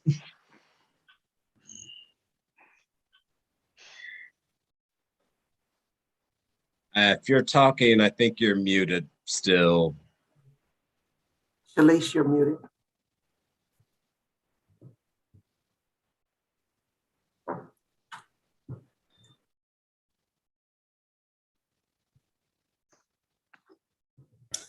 Yeah, actually, I wasn't speaking, but yes, if we could get feedback and have some concurrence on 2 to 3 maps, that would be ideal. Okay, yeah, some comments, and then I'll just refer to what I've just heard throughout this discussion today. Once again, I personally, as Melvin Lee Willis Jr., speaking for himself, absolutely hate district elections. And I personally wish we could just go to an at-large thing, because the only thing I could feel during this whole conversation is just that division in the city that has been sore ever since I was a kid. People just kind of ganging in groups, trying to keep things separated. It bothers me to a personal level, but I do want to respect people's participation. I do want to respect what neighborhoods and the culture they have mean, but I don't want us to dig our heels so deep in that it just causes us to push each other away. As like, oh no, this is my side of town, that's your side of town. You make decisions for your side, I'll make decisions for my side. That's hugely concerning for me, and I just wanted to call that out. And I've heard support for, and I'm only considering, I haven't bet my horse on any of these maps personally, because I need that tool, because like Don Gosney said, and a few other people, when I'm looking at these maps, I'm over here looking at squiggly borderlines with no landmarks, no streets. I'm over here guessing, like, is this McBride? Is that 23rd Street? Does this cut in? I just see lines. So as soon as we can get that out, and to the city clerk, if you're connected to members of the public that could use that additional information to disseminate that out to them, that would just be my personal suggestion. But I heard support for 102, 201, and 202, I believe. So those were the top three that I heard. So I'd be fine having that be a part of the ongoing discussion. And I just need that tool just to get more details on what I'm looking like, besides a fun little color palette. And yeah, that's what concludes my comments. Okay, anyone else? Are you talking, Vice Mayor? No, I was just talking to myself. Councilmember Willis just expressed a lot of leadership, and I was just really proud. Okay, anyone else? Okay, Councilmember Martinez. Yeah, I don't feel that we were given maps that we could use to make decisions. We weren't given demographics for each map to help us make decisions. And so I can only base my suggestions on the speakers from the community who spoke. So at this point, there's only two maps that have been spoken for, and that's 102 and 201. So those are the only two that I can make an uninformed decision on, because material was not provided for this meeting, material that was essential for us to make intelligent decisions.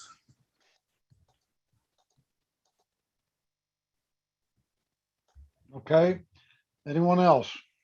We might have a compromise, Mr. Mayor. I'm holding my breath. Okay, well, if there are no more comments from council members, I think that winds this item up. So we will move back on the agenda to the special meeting of the Richmond Housing Authority. Excuse me. Would you call the roll, please, Madam Clerk?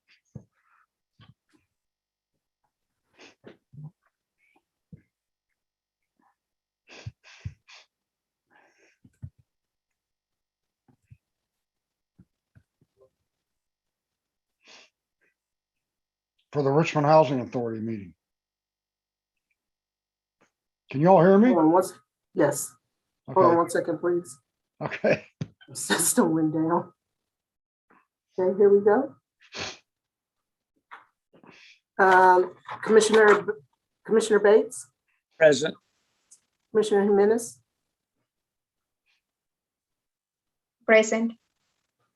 Vice Chair Johnson, Here. Commissioner Martinez, Here. Commissioner McLaughlin, Here.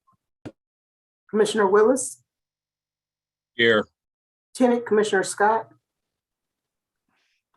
Present. and Chair Bud. Here. We are all present. We've already had the public instructional video, so we don't need to run that again. So the next item would be conflict of interest. Anybody have a conflict of interest? I don't see any. Report from the executive director. Good evening. I want to wish you all Happy New Year. I have nothing to report this evening. Excellent report. Thank you. Let's see, agenda review. We only have one item on the agenda. And it's on the consent calendar. So Move the item. okay. Well, let's okay, thank you. Move the we had a motion to move the consent calendar. Is there a second? I'll second. Okay, second by Johnson. Call roll, please, Madam Clerk. Commissioner Bates, Yes. Commissioner Jimenez, Yes. Vice Chair Johnson, Yes. Commissioner Martinez, Yes. Commissioner McLaughlin, Yes. Commissioner Willis, Yes. and Chair Bud. Yes. The vote is unanimous. Special meeting of the Richmond Housing Authority is now adjourned. And we are convening the regular meeting of the. Commissioner Scott did not get a chance to Oh, vote. I'm sorry. Oh. I'm very sorry. Lieutenant Commissioner Scott. Yes. Sorry about that. Sorry about that. Beg 1,000 pardons, The vote is Commissioner Scott. unanimous. Hey, Mr. Mayor, I suggest at our next housing authority meetings, we make sure that our commissioners get the first bite of a motion before we do, as you've done in the past. Okay, well, I don't call a roll, but the city clerk heard that, so maybe she can do that. Okay, so let's see. Next item is conflict of interest. Does anybody have a conflict of interest? Okay, so we're going back to the city council meeting? Yes, we're back in the city council meeting now. Okay. I don't see any conflicts. Agenda review, I would like to take item V, Victor 7 off the consent calendar and hear it later. Are there any other changes to the agenda? Yes, Madam Clerk. Yes, I have a correction to item V1, point B. And that's for the amendments, updates, and corrections to the council rules and procedures. Under section 4, order of business, DJ should be amended to read, sorry. Open forum for public comment for items that remain on the consent calendar, and items F, G, and I listed above may be heard under open forum. So that's the change.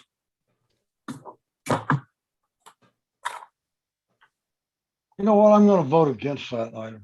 So you can show, I'm not going to take it off the consent calendar, but just show me voting against it. Okay, so I've forgotten where we are now. We're I thought we're in agenda review. So I took item B7 off the consent calendar. And any other changes to the agenda? Anybody have any suggested changes? Excuse me, Mayor, can you repeat which one did you take off the consent calendar? V7. V7. V7, yes. Did you take it off or did you just want it to be shown as voted No, I no? just want to move to the end of the agenda. Okay. So B7A, the first item. Contract, legal services contract with Downey Brand Law Firm.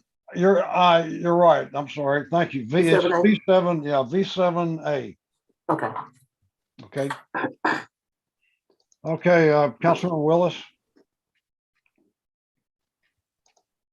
Councilman Willis, go ahead. Yep, sorry, I just was getting my tabs and my act together with my agenda in front of me. I wanted to move up. Give me a second.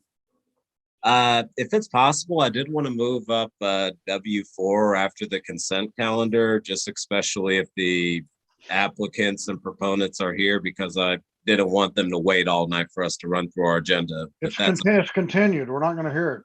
Oh, okay, sorry, I misread that. Never mind, I'll shut up now. All right. Any other agenda changes? Okay, with that, we will move to the report from the city attorney of final decisions made in closed session.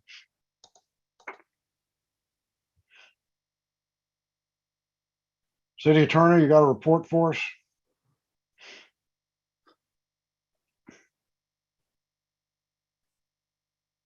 Sorry, I was muted. Yes, on the closed session agenda, the items that we discussed was the status of a litigation matter. Sorry. On the Campus Bay, I gave a status report. There was no reportable action taken. The second item was Quincy Peoples versus Zadian. That item was deferred. That item, the council authorized staff to discuss settlement issues. The Hernandez v. Hodges item was, there was no reportable action taken on that. The Veolia mediation, there's a mediation session scheduled for Thursday. Direction was discussed with the negotiators, but there was no reported action taken. So those are the items that were discussed in closed session. Okay, thank you. Next item is report from the city manager. Good evening, Mayor Budd and members of the Richmond City Council. Shasa Curl, interim city manager. I would like to remind all Richmond residents and council members that everyone is available to order free or at-home COVID tests. You can do so at www.covidtest.gov. And the orders usually ship within 7 to 12 days. So please order your COVID test kits so that you can have access should you need them. Also would like to thank Urban Till, CBOs, volunteers, and the mayor and council members for their ongoing support. At this past weekend's MLK Day of Service, there were numerous events throughout our community and in West County. In particular, the event at Unity Park was a great success. It was at 16th and Ohio. And again, there was an extraordinary turnout, and thank you, all of you who were able to participate and for organizing. I want to thank all of the volunteers as well. It was just really a great event, and it really showed how diverse and wonderful our community is, and the park looks beautiful now. So thank you to Doria and all the volunteers from Rich City Rides and UC Berkeley as well for their excellent work. And in particular to our community services staff for all the work they've done with Public Works and organizing. Lastly, want to remind Richmond residents that the Food Bank of Contra Costa County and Solano, in coordination with our community services transportation team, is opening up the Civic Center distribution for food again. That's going to be at the Civic Center Barrett Avenue parking lot between 24th and 25th. The next event is on January 27th from 12 noon to 1 p.m.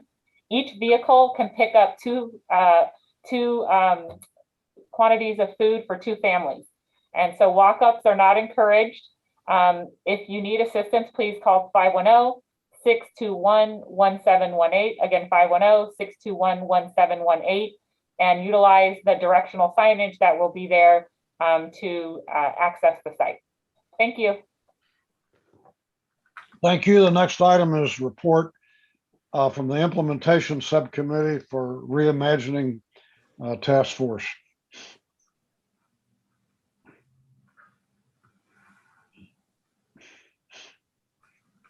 Hello, my name is Marisol Cantu. I have a slide deck. Will I be able to share that directly on here?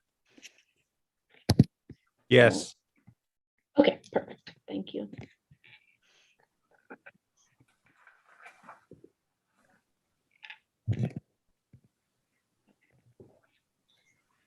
Hi, everyone. Good afternoon, Mayor, Vice Mayor, and City Council members. My name is Marisol Cantu. I'm a third-generation Richmond resident, and I am also a member of the Reimagining Public Safety Community Task Force. And we are doing our first implementation report of the year. So thank you for hearing our implementation update tonight. So we're going to begin with the unhoused intervention, and through the recommendation of the task force, we have been working with SOS, which is Safe Organized Spaces, and SOS has been really critical in one aspect of the overall citywide community-driven approach to the unhoused intervention. And so through that allocation, we were able to provide a shower power program that is on average giving about 3.5 events per week. And from October to December, have given over 300 showers during that period. And of course, SOS has been helping with cleaning of trash, a ton of trash per day at 12 different hotspots across Richmond and other neighborhood locations. And SOS exceeded 50 tonnage in fall, and even more since May. There was a notable, this season was notable for the frequency of city-led abatements at Ryden and Castro encampments, at which SOS gathered large quantities of material for disposal by the city. As of right now, 22 employees who are currently formerly unhoused encampment residents are working for SOS. And this was part of our charge to really look at this as an economic justice issue, as well as our overall unhoused, our homelessness crisis. And so three staff members have actually found permanent housing during the period, and 3 are in recovery. And they're all working about part-time, which is about 16 hours per week. And there's a couple that there's about 5 that are almost at full-time status. And SOS continues to work with our ad hoc committees for the unhoused intervention, the homelessness task force, and really trying to collaborate with all different organizations and the task force. And so I definitely want to thank Lena and LaShonda and Michelle Milan and so many other folks that have been leading that work and just focusing on the SOS task force recommendation, which was the street teams and the shower power program. Our next update is on the Community Crisis Response Program. And this is what many people know as a non-police mental health response. And there was a community conversation December 15th, and over 50 community members engaged in that community conversation. We encourage people to go to the task force webpage to look at the presentation and hear the panel discussion. We want to uplift and thank DeWanda Joseph from Yanima Healing Circles, Mika Herrera, and Aaron Williams from the Safe Return Project, who are our panel members. And right now, the CCRP team consists of task force members, community members, city staff, and they are all engaged in the process of program planning, which includes discussions and trainings and collaborations with staff. Next, just last meeting, the Office of Neighborhood Safety, there was a resolution that was adopted to expand the services for the Office of Neighborhood Safety.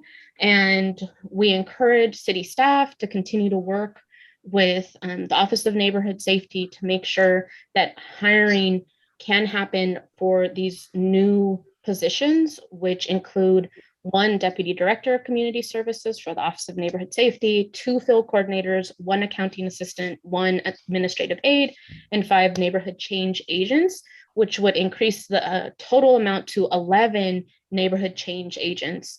And we are still looking to engage with young people in high schools, West Contra Costa Unified School District. And of course, tomorrow, people can learn more about those positions and the incredible work of the Office of Neighborhood Safety, doing preventative and interventive work. January 19th, tomorrow at our community conversation at 6 o'clock. And that brings us to Youth Works. Oopsies, that's the wrong side. Youth Works goal is to provide up to 500 youth with work experience. And as of January 5th, there were 482 applicants received, 314 onboarded, and over 21,000 hours worked by youth ages 16 to 24. And I also want to bring in that Youth Works has historically followed the U.S. Department of Labor and the state of California Workforce Innovation and Opportunities Act, and with their definition of youth up to the age of 24. And their intakes are intentional, and they're critical for youth to be placed in areas that they are interested in and careers that align with their interests. And so other things we want to highlight with youth workers is that they have not reported any involvement with the criminal justice system, and 75% have returned to school or entered in post-secondary education. And as a result of the work experience, youth have not had to engage in kind of underground economy of Richmond, and they have developed self-confidence and a sense of independence. And about 50% of youth have asked for additional hours, which is incredible for them. And we also want to uplift that Youth Works has historically followed the city of Richmond's minimum wage. And as of January 1st, 2021, that is $15.54 per hour. Along to support all of these youth, Youth Works has finally hired 2 full-time city staff, so congratulations to them. And we also wanted to make sure that people were aware that Youth Works is really to support youth in their career and training goals. And right now, 81% of the work sites are located in Richmond, and they have partnerships with West Contra Costa Unified School District, Department of Rehabilitation, other nonprofits in the area, and local community-based organizations. And about 19% of the work sites are located out of Richmond. And this is important to highlight that there are services and careers that students would not be able to attain in Richmond. For example, working at University of California, Berkeley. We have youth that are engaged there and are working there, and they would not have that opportunity if we only limited this to Richmond sites. And so the priority of Youth Works is to really make sure that youth are being placed in careers, focusing on Richmond businesses and local organizations, but also making sure that we meet the needs of youth. And of course, we really want to thank the Auntie Sewing Squad for donating 600 mats to youth workers, and to just reiterate that during the COVID-19 pandemic that we're still currently in, all precautions and safety measures are still being followed. So with that, we would love to share our video highlighting Bridge Kitchen. And so I'm going to share that and hopefully share.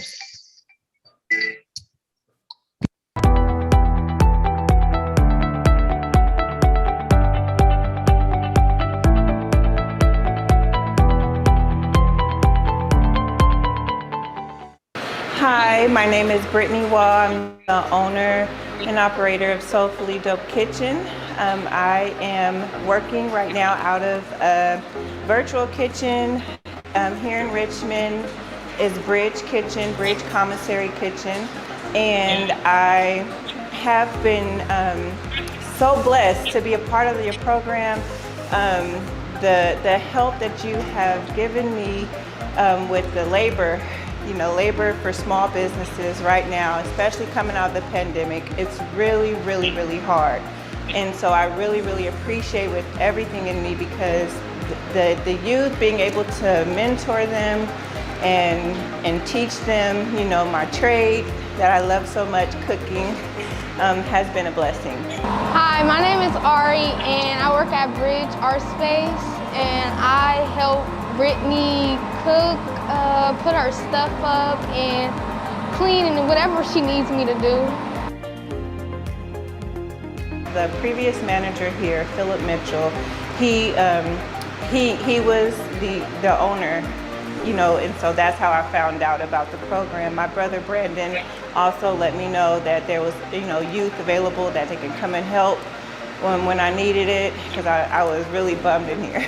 So I'm really, really happy that it's year-round now, because I was really stuck at, limited to just summer help, but now that it's year-round, I can, grow my business even more than I have been. My mom told me to sign up online, and it's very easy, so I just signed up, and yeah. It's been really good. And being able to inspire those younger than me is a blessing in itself. Letting them know that entrepreneurship is possible. And just being able to teach them how it is in the workspace, holding them accountable, teaching them the importance of timeliness and time management.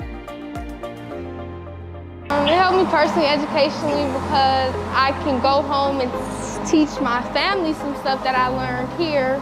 One thing that she taught me was you could cook rice in the oven. Ari has been a godsend. Like she's on it. What do you need help with? Like I give her a task, she knocks it out really fast. I'm like looking for stuff for her to do. So it's really, really, it's nice. Yeah, okay, well, first things first, school is always numero uno, okay? So we want you to focus on school. If everything is, going well with you in school and you have the extra time to give to work, then I would say go for it, get that experience in early. But if not, if you need more time to focus on your schoolwork, I would say focus on your schoolwork, and then when you get all caught up and you got some little wiggle room and you want to make some extra money, be more independent, then go ahead and look for work. But school is number one. Oh, them potatoes that y'all just seen? Yes.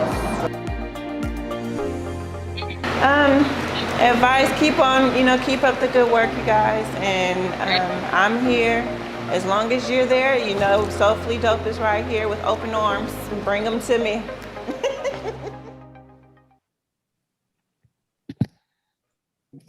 Thank you so much. And that concludes the presentation from the Reimagining Public Safety Task Force. Thank you. Any questions or comments from council members? Vice Mayor Johnson. First of all, I'm biased because that's my family and the food is delicious. So if you ever get a chance to stop by Bridge Kitchen, do so and follow it on Instagram, Soulfully Dope Kitchen. But also, aside from that, just thank you for that report. Also, updating us on YouthWorks, I think is one of the premier programs that we have here in the city of Richmond, as well as some of the other programs that I know we have going on.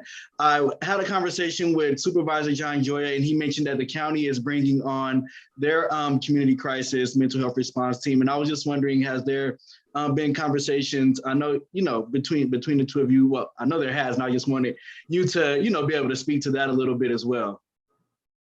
Yes, so the county is working in collaboration with the task force implementation subgroup for the CCRP. And so they have been invited to meetings, and we have also been invited and attending their design and implementation program development meetings as well. They also are fully supportive of a city response. and not necessarily just the county response, as they understand the need for Richmond residents is very different than the larger community, the larger county. And so they are actually looking at our model and working very closely with us to learn. And so we're engaging with each other as well. Thank you for that. Councilmember Jimenez. Yeah, thank you, Marisol, for this wonderful presentation. This is the work that we have been doing in City Council, supporting it with their votes when this passed last year. So thank you for telling us what this has been.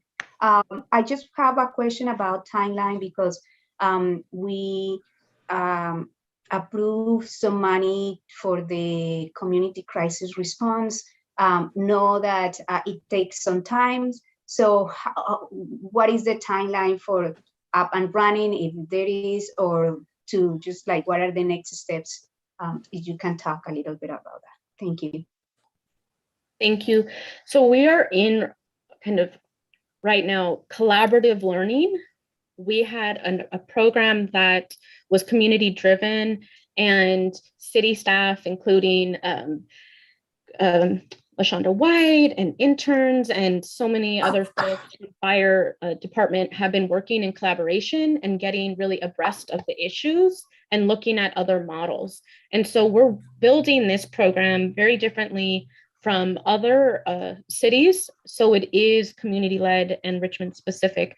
The timeline right now is that we are hoping to move forward with allocating some of the $1 million to either program development or a consultant that can come in and really help us see this from the ground up and see it come to fruition, while also recognizing that folks most impacted really need to be brought to the table and engaged, and the community really needs to be engaged in this process.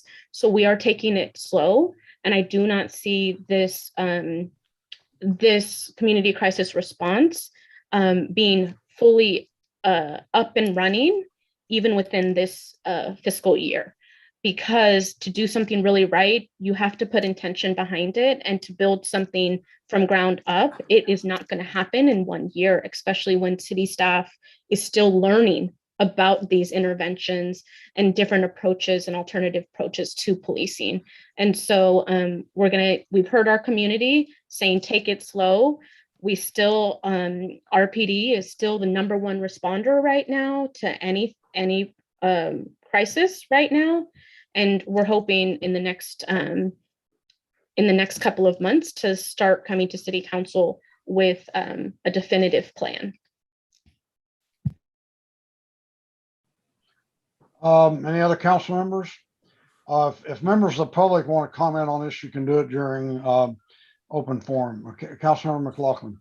Just want to say thank you, Marisol. A beautiful presentation. I love the fact that we keep getting these wonderful videos from YouthWorks.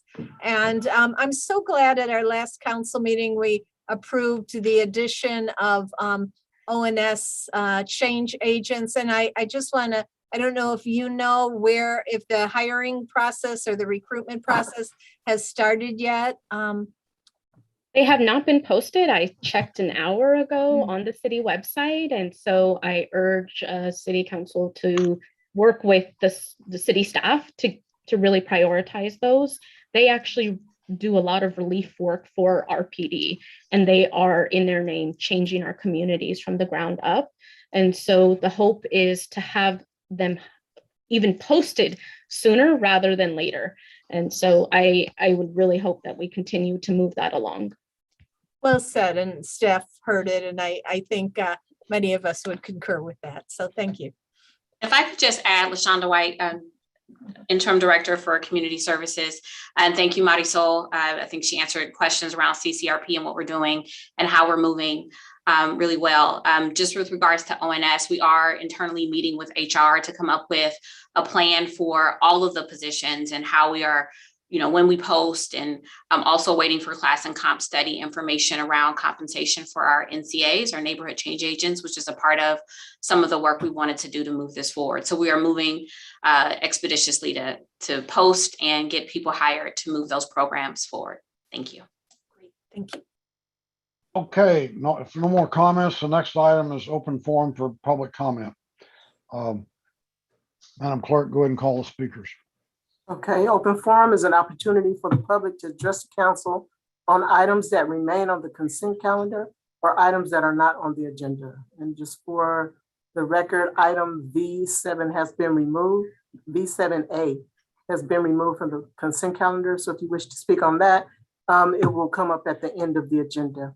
There's also an opportunity for individuals to speak on item S, the report from the city manager, and item T, report from the implementation subcommittee for reimagining task force. If you wish to speak on an item listed on the agenda under public hearing, please wait for the item to be called for discussion. And just as a reminder to the public to please keep your comments respectful. This meeting is live, it's a live recording, and is viewed by many, including very young people. So right now we have 3 speakers for public comment. The group of speakers are Mark Wasberg, Tarnell Abbott, Bobby Lopez, and Deborah. Mark Wasberg, you may begin. Yeah, you hear me? Yes. Okay, the United States of America is a republic. Republic for which it stands, stupid. California Republic. Don't you understand? Don't you know how our government works? This is how dumb you are, McLaughlin. And that brain dead idiot, Jeff Ritterman, sound like he was on drugs. This is how stupid you are. You don't know a damn thing about my government. You're too busy being a bunch of stupid anarchists. Now, one time, do you ever respect our constitutional laws, you bunch of idiots? Now, on January 6th last year, that was a protest. People had a right to protest, right? What they should have did, they should have took out Nancy Pelosi and the squad and take them out and hang their ass. That's what they should have did. They had every right to go ahead and invade the Capitol. If I had my way, I would have totally burned the whole damn thing down, take out every Democrat congressman, and totally beat the hell out of them.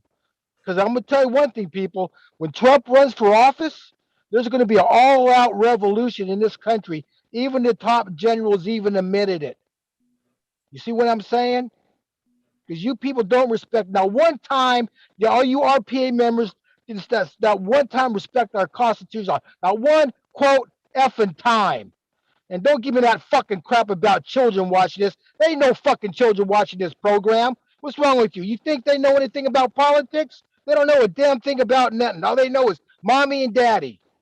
So don't hand me that crap about this women and this children watching this crap. You guys don't know a damn thing. Even you, Bet, you don't know nothing about our government. You ran on the RPA ticket. That's what you did. You did some old hillbilly came from the Hicks.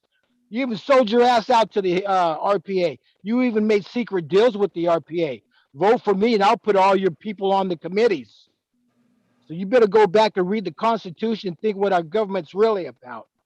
Because I'm going to tell you, it's going to be an all-out war. Even the top generals admitted that there's going to be a war. And I tell you, it's going to get real bad out there, people. So you better start reading up on the Constitution. Your time has expired. Thank you. Tarnell Abbott, you may begin. Can you hear me? Yes. My name is Tarnell Abbott. I am a Richmond resident. We are all connected. My heart goes out to the people of Tonga. I observed the effect of that volcanic tsunami on the Zeneca Campus Bay site, where 500,000 cubic yards of toxic waste are buried. Watching the surges of waves coming in and out is compelling evidence of what we can expect in the future of rising tides and the mobilization of toxics. This is for Mike Parker. He left us late at night on January 15th, perhaps even as the volcanic tsunami from Tonga was still moving in and out of our San Francisco Bay. Mike's influence was and is as strong as that, and it is up to us to keep it moving. In losing Mike, we lost a hero, a compañero, a tireless fighter for economic and social justice. Between the tears, remember to honor him best by emulating his example of strength, courage, and intellect. Keep the struggle for a more just world alive. The accolades for his work as a labor organizer, advocate, and activist are pouring in from all over the country.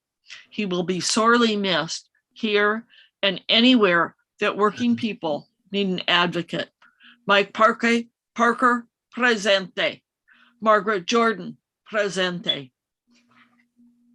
Hold this moment in your heart for a true fighter for the people. Thank you. Our next speaker is Bobby Lopez. Bobby, you may begin.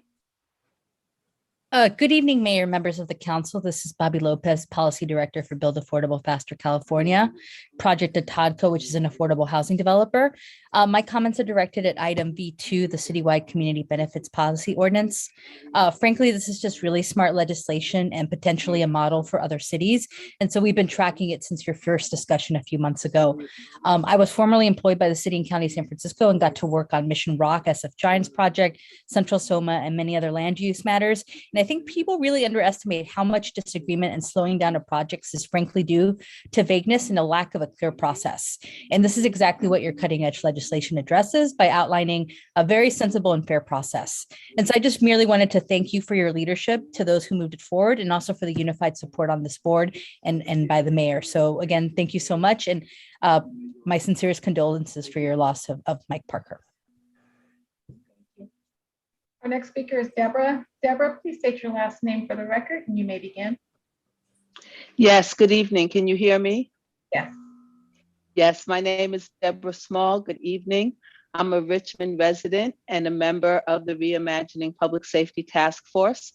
So I want to first direct my remarks to the great report that we received tonight from Marisol Cantu about the work that the task force continues to do to implement the proposals. But I particularly want to thank City Council for having the foresight to support these proposals and to support us in our efforts to implement them and to increase available services, much needed services for Richmond residents.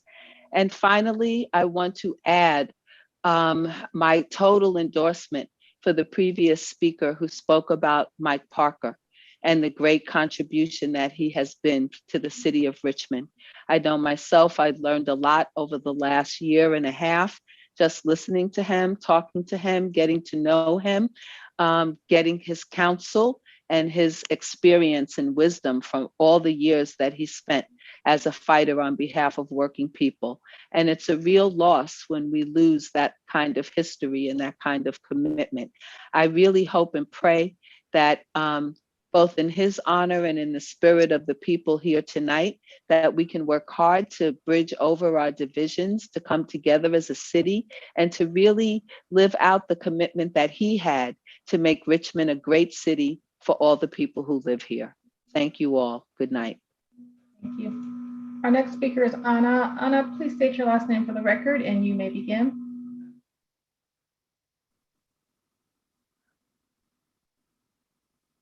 Can you hear me? My name is Ana Ortiz. Yes. Thank you. Hello, council members and Mr. Mayor and Mr. Vice Mayor. My name is Ana Ortiz and my family is the new owner of 8 Western Drive. Let me start by saying we know there are more critical issues affecting the city, homelessness, COVID, for example, than an encroachment agreement. We still cannot believe all of this. But unfortunately, my husband and I have been embroiled in all of this by no fault of our own. You don't know us. We are just names on a piece of paper. I wanted you to know who we are and what happened to us. We are good, hardworking people. Jaime is a truck driver and I am a health worker helping marginalized populations. We sold our 18-year home in Richmond, using those proceeds along with our 30-year life savings to put a down payment on this home and provide a better life for our family. We did our due diligence and saw that all municipalities, PG&E, the city, everyone had signed off on everything officially and legally. We never would have purchased this home had it not been. When Mr. Katz discussed this fence with me, I said we could work together to solve it, as I was confused as to why they felt it should come down when the city had approved it and it had already been there for 5 years. Most importantly, we wanted to be friends with our new neighbors and not alienate them. Soon after we saw we were being discussed on local sites and on Nextdoor. Since this, our family has had people drive by our home and call out painful racial slurs at us and disparaging sexist comments at me and our daughter. I actually feel ill now driving to our home. This all came to a head last week when a police officer came out to investigate what I feel is akin to a hate crime against us, as someone threw beans and a small Mexican figure in a sombrero over our fence. If feels there was an incorrect policy, this is not our fault and we are a victim of this. If the city of Richmond made a mistake, please have them cover the cost to fix it. Trust me when I tell you my family has suffered greatly from all of this when all we wanted to do was buy a home. Thank you for your service to our community. Your time has expired. The next speaker is Randy Joseph, followed by Deborah Baer. Randy, you may begin. Hello, my name is Randy Joseph. I'm a Richmond resident, a member of the Reimagine Public Safety Task Force. I want to thank Sol Cantu for an awesome presentation. And I also wanted to highlight on not only with YouthWorks that people are getting experience to staying out of trouble and also learning new skills, is that a lot of people who start in the program usually get hired by the jobs they start off with, especially when I was working as a general manager of the hotel, and we had a youth that we had at our site. She still currently works there, and I check in with her every once in a while, and she loves her job, and she loves that she gets to support her family, and she gets to have economic stability. And she continues to work hard and tries to continue to talk about going back to school and bettering her education and bettering her family. I want to spend the rest of my time to spread condolences to Mike Parker. Mike was a man that always wanted people to lead and lead with kindness and try to do the best for this city. I remember I had a conversation before the new year, and he always used to tell me that I know you want to cuss people out, but the way to go about it is with doing the hard work and making connections and making relationships. And I will always remember that. I will take that with me wherever I go. And he always used to tell me, just always be a leader, always be a leader. And I dedicate whoever the time, I take closest to his family. I hope that he's proud of the work that we're going to do going forward. And hopefully I could be a leader and somebody he always wanted to be, me to be. And I appreciate him for that. I yield the rest of my time. Our next speaker is Deborah Baer. Deborah, you may begin. Thank you. I also wanted to speak to acknowledge the passing of Mike Parker. I agree with what everybody has said about him. Mike had an awesome intellect and an amazing ability to analyze the situation politically. But more than that, he had a steady moral center, and he always seemed to be coming from a place of love. And he spoke at council meetings many times, and I always wished I could be as clear as him and also as smart as him. So we're all going to have to just struggle on with doing the best we can ourselves without his leadership. I think Richmond is an immeasurably better place because of his presence, because we are lucky to have him all these years. Thank you. Thank you. And that was our last speaker.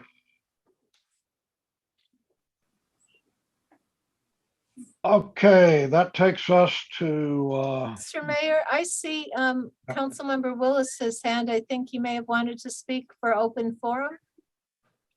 yeah, go ahead, Councilmember Willis. Okay, thank you. I was, if that was okay. First, I was going to leave it for the end of the meeting, but no, all condolences to Mike Parker. I actually remember walking in on one of his classes in East County when he was teaching people science and electronics and how BART railings work. And I was like, wait, Mike's a professor? What?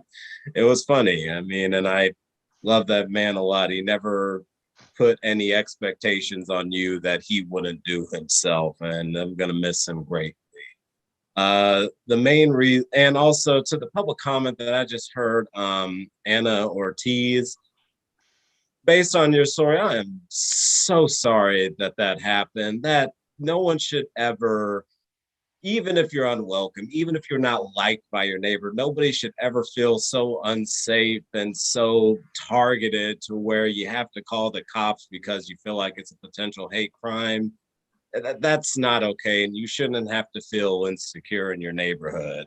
But what prompted me to speak was a comment actually from Mark Wasberg, because I've been hearing this narrative for a long time now, just looking at the national scale of people talking about the divisions, race war, civil war. And I just feel the need to say something like, we all need to just do our part to not let it escalate to that point. We're all going to have differences of opinion. We're all going to have a different philosophy. We're all even going to have a different way about how we go about things. But what I would at least ask is to do the general thing of treating people like you would want to be treated. And I'm sure everybody who speaks up at these council meetings, everybody with a difference of opinion wants to be treated with respect and dignity, and just to be heard. It is okay just to walk away and agree to disagree without tearing each other down or let it escalate to violence. So I ask that we all do our part to rep what you need to rep, but do it in a respectful way that doesn't hurt anybody else. Thank you. Okay, now we'll move on to item W2. Would you read that, Madam Clerk?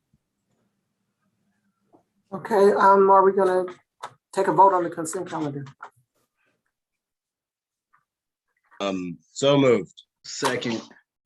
Oh, I'm sorry. Okay, is there a second?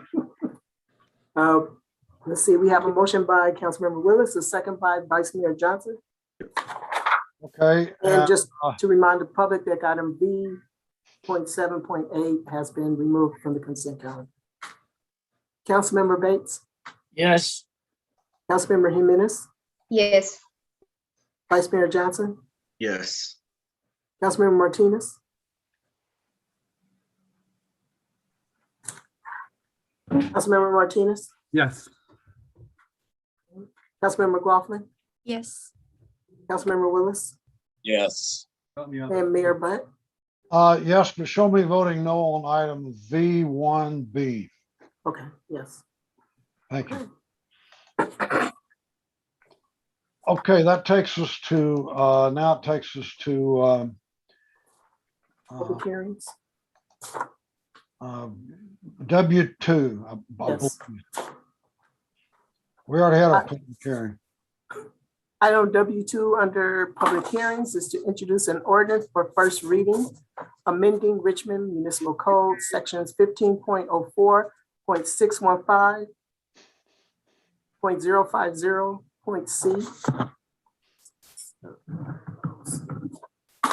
point C, and 15.04.615.010, to extend the amortization period for existing non-conforming land uses related to coal and petroleum coke storage and handling, and required the discontinuation of all such uses by December 31st of 2026. And determine that the ordinance is exempt from the California Environmental Quality Act, and that's CEQA, because it is not a project under CEQA guidelines section 15378, and because it is exempt from CEQA pursuant to CEQA guidelines section 15301, existing facilities exemption, 15307, action to protect natural resources, 15308, action to protect the environment, and or 15061B3, common sense exemption, where there is no reasonable possibility of a significant effect on the environment. Okay, I assume there's a staff report.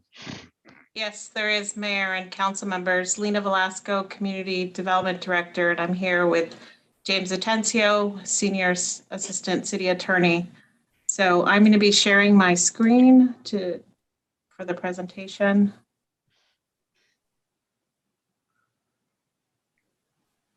Can everybody see my screen? Not yet, but it says started screen sharing, but there's nothing there. There you go. Bingo. Okay, great. So as the city clerk noted, the recommended action is to hold the public hearing and then to introduce an ordinance amending specific sections that would extend the amortization period for existing non-conforming land uses related to coal and petroleum coke storage and handling from March 5th, 2023 to December 31st, 2026. As way of background, the City Council on February 4th, 2020 approved an ordinance that added Article 15.04615 to the municipal code that would prohibit new land uses related to the handling of coal and petroleum coke, effective March 5th, 2020, but also provided a 3-year amortization period for any existing handling of coal and petroleum coke uses. In March 2020, several companies filed lawsuits against the city regarding this ordinance, stating various reasons that it violated CEQA as well as federal preemption requirements. The city was able to successfully defend 2 state court cases. However, appeals were filed and those are still currently being pending. So in early 2020, the city and several of the companies that were suing the city agreed to mediation and engaged in settlement discussions. In November 12th, 2021, the city did, as well as several of the companies, agreed to enter into a settlement agreement to potentially resolve the litigation. Specifically, the settlement agreement agreed that the city staff would present the specific amendments we'll be presenting this evening that would extend the amortization period for existing land uses. The City Council retains complete discretion whether to approve, disapprove, or modify the proposed amendments. However, if the proposed amendments are adopted exactly as agreed to in the settlement as they're presented this evening, the companies would be required to dismiss the litigation with prejudice, meaning that all uses would discontinue by December 31st, 2026.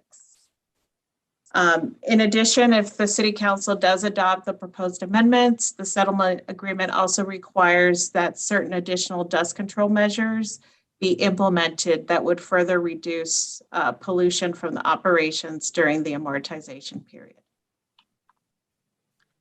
Specifically, the dust control measures that have been agreed to is that they would install a canopy over conveyors used to unload coal from trains, install additional wind fences to reduce windblown dust emissions from coal stockpiles, increase the height of barriers blocking petroleum coke operations from the wind, add additional water misters to reduce dust emissions from coal stockpiles and unloading facilities, suspend ship loading operations if 30-minute average wind speeds exceed 18 miles per hour, which is about half of the current threshold.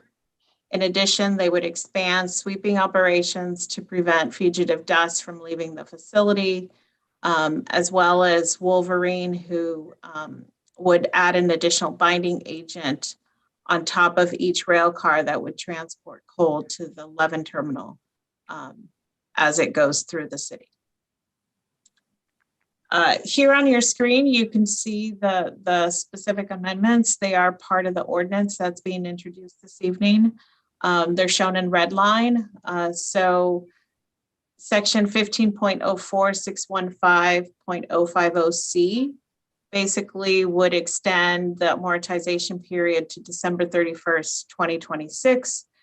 And the amendments to 15.04615.010B are to be consistent with that new amortization period. As noted earlier by the city clerk, the proposed amendments are exempt from the California Environmental Quality Act under various provisions of the CEQA guidelines, which are noted here. The Planning Commission did review the proposed amendments we're presenting this evening and voted to recommend adoption of the proposed amendments to the City Council. Therefore, staff is recommending that the city council hold the public hearing and introduce the ordinance amending the sections noted on the slide that would extend the amortization period to December 31st, 2026 for existing non-conforming land uses related to coal and petroleum coke. So we're available to answer any questions the council may have. Questions from council members? I don't see any. Are there public speakers? We have one speaker, two speakers. Igor Trugov, you may begin. Hi, thank you, Mayor Butt and members of the City Council and staff. I am a co-chair of the Sierra Club's Esa Bay Chapter Energy and Climate Committee, and I am speaking in support of this settlement agreement and these amendments. I would like to thank all of the champions on the council and in the community that made this possible tonight. I want to thank everyone for your long-term work to advocate for public health over many years, and urge you to adopt this tonight. Thank you again. Thank you. Our next speaker is Jacob Klein. Jacob, you may begin. Hi, good evening. My name is Jacob Klein. I'm an organizer for the San Francisco Bay chapter of the Sierra Club. Thank you, council members, for the opportunity to speak on this issue. The Sierra Club supports the amended ordinance, and we ask the council members vote to adopt it. As you are all aware, Richmond worked hard to achieve the ordinance to phase out the storage and handling of coal and petroleum coke and bring an end to the toxic coal dust plaguing the community, causing respiratory illness, cardiac illness, and more.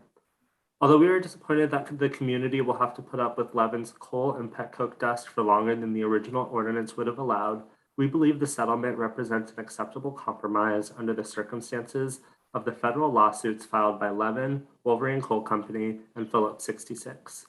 The settlement not only will ensure the end of coal and pet coke operations in Richmond by the end of 2026, without the possibility of extension, it will also compel Levin to implement a dozen or so new mitigation measures that should reduce its fugitive dust.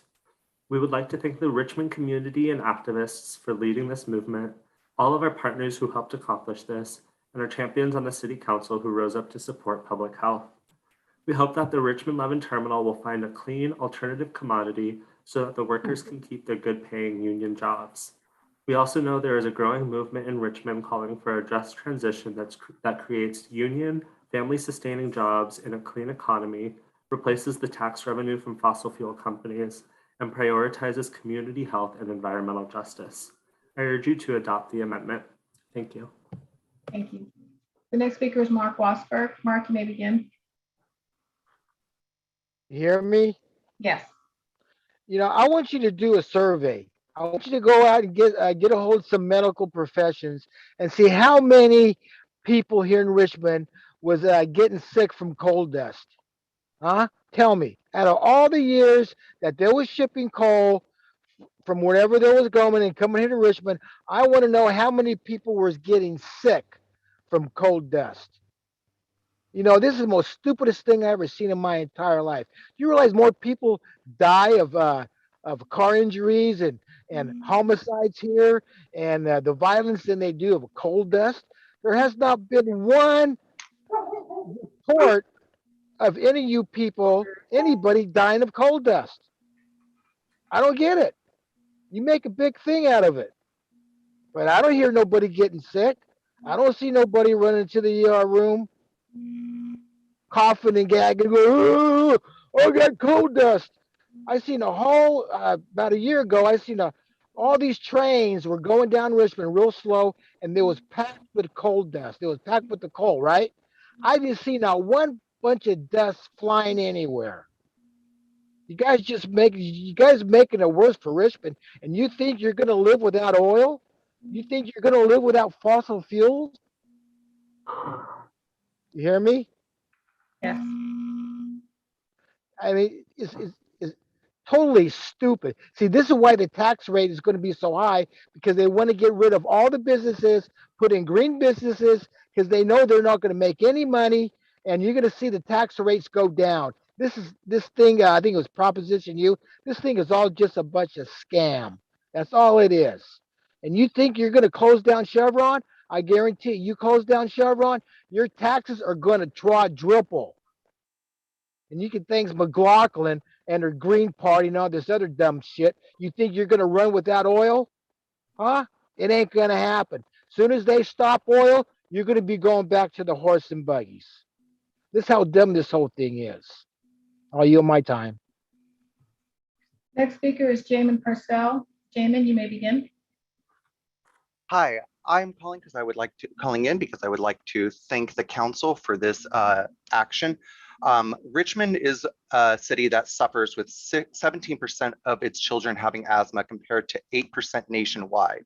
As well, just within the last week, we've had moderate and we've had unhealthy levels of air quality. This is just one more step moving towards a healthier and a better Richmond. This is going to help us with our air quality. This is going to help us with our soil quality. And I am so happy that the Richmond Council is willing to not only come to the table, but make sure that there is innovation and forward thinking. So I want to thank you once more, and I yield the rest of my time. Thank you. And that was our last speaker.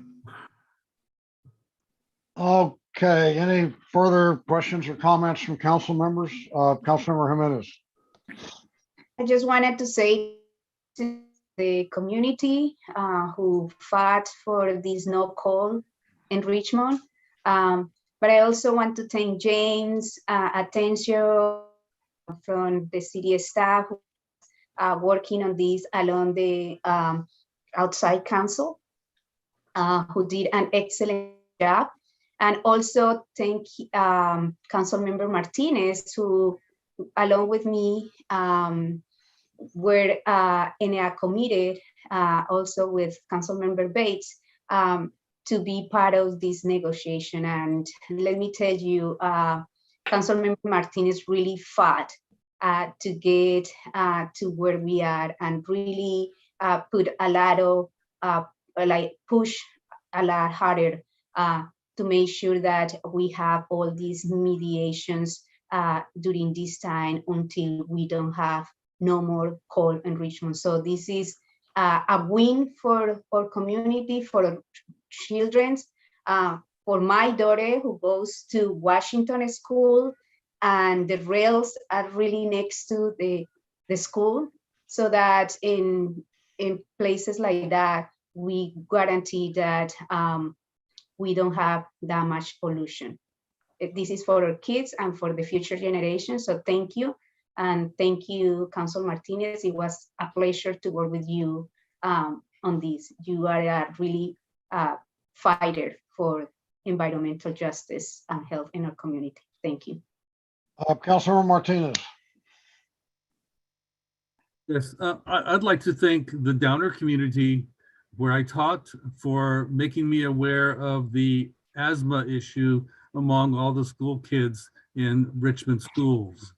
It was with the advocacy of the parents there that I decided that we must do something. And I want to extend my thanks to the rest of the community in Richmond for being advocates for themselves, for the environment, for the health of the community. So I couldn't have done any of it without the help from the community. So thank you, and thank you. Any other comments from council members? I have one. You know, the Sierra Club wrote the script for this. They put the city council up to it, but they didn't put a penny into the litigation. The city council spent tens of thousands of dollars litigating this to get where we are. But now the Sierra Club's happy to take credit for it. So, you know, I always supported this. I thought there was another way to get there, but I certainly am going to support it now. But I'm very unhappy with the role the Sierra Club played in it. You know, they're $1 million a year operation. They could have helped us out with the litigation if they were gonna take credit for it. So with that, anybody want to make a motion? I'll move the item. Okay, I motion second by it. Willis, second by Jimenez. Call the roll, please, Madam Clerk. Councilmember Bates, Yes. Councilmember Jimenez, Yes. Vice Mayor Johnson, Yes. Councilmember Martinez, Yes. Councilmember McLaughlin, Yes. Councilmember Willis, Yes. and Mayor Butt. Yes. The vote is unanimous. Okay, so next item is W3. Would you call that, Yes. please? Item W3 is to adopt an urgency ordinance pursuant to Government Code Section 65858, establishing a temporary moratorium, 45 days, on the issuance of certain building permits for development requiring new sewer connections to the Keller Beach sanitary sewer. Staff report, please. Mayor, council members, staff, and public. Joe Leach, your Director of Public Works. This evening, we do have an urgency ordinance before you, and I just want to acknowledge a few folks that have collaborated on this effort that are present. Alex Geis, he's an attorney with Atchison, Barrisone, and Condati. Stephanie Volmer from the Attorney's Office. Lena Velasco, Director of Community Development, Yada Bermudez, who's a retired annuitant and former Public Works Director, and Mary Phelps, who's a project manager in the Water Resources Recovery Division. I think it's also important to note that this particular item is tied to some of the reason behind it, and the urgency of it is tied to the consent item V.7B as in boy, titled Adopt a Resolution to Accept the Keller Beach Sanitary Sewer CCTV Review and Assessment Report. That was dated January 3rd, 2022. So part of the reason before the report, actually the driving reason behind the need for the moratorium is the condition of the Keller Beach line. The consent item kind of dives into more detail with the report, but in essence, the pipe within Keller Beach, which is within the tidal waters, has served its useful life.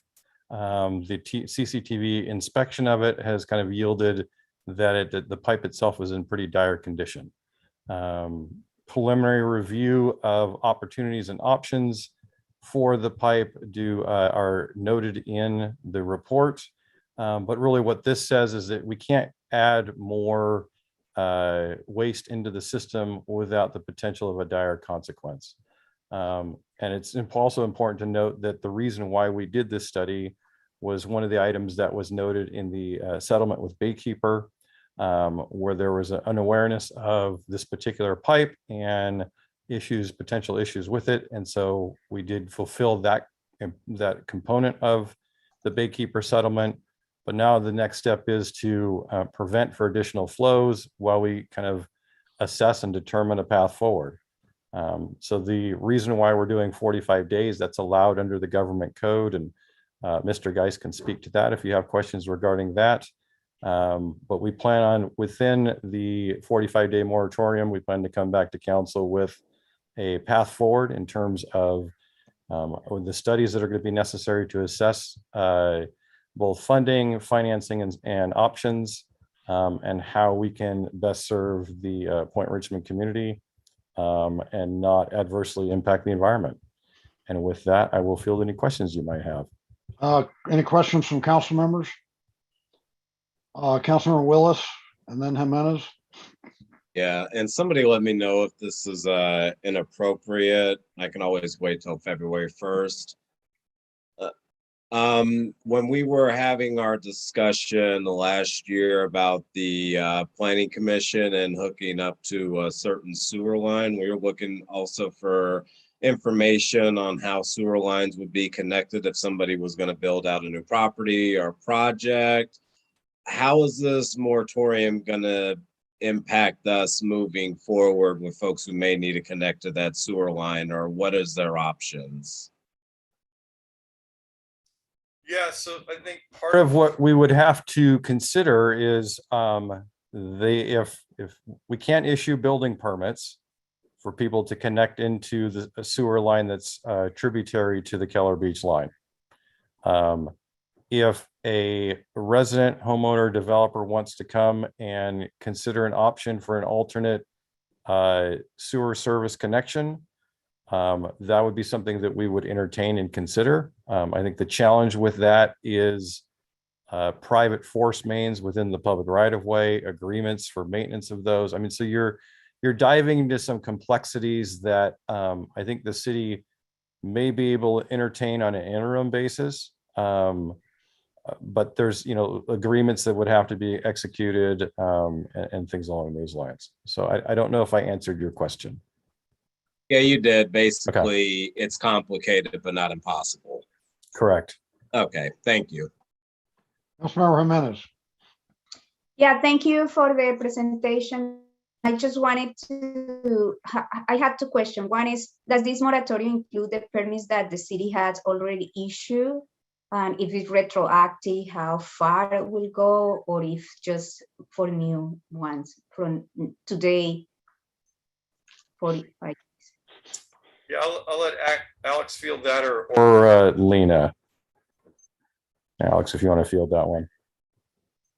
Good afternoon or good evening, council members. So Councilmember Jimenez, to answer your question, it would put a stop to, or would not allow the city to issue any new building permits, but it wouldn't impact the other entitlement processes that are in place. So if the building permit has already been issued, this moratorium would not impact that building permit. Okay, and how many permits do we have that won't be impacted, and how we will deal with that if the condition of the lines are really bad? I can answer that, Councilmember Jimenez. So I think what we've noted that there's about 13 projects that would be affected that are within the impacted area of the moratorium. 6 of them already have issued building permits, but there are several projects that are still pending or under review. So that would leave, 7 projects that would not be able to get building permits. In addition to any other vacant parcels that want to develop, right? Yes, Lena? that's Yeah. correct. Then my last question is why 40 days and no more and no less? Why 40 days will allow us to do as well?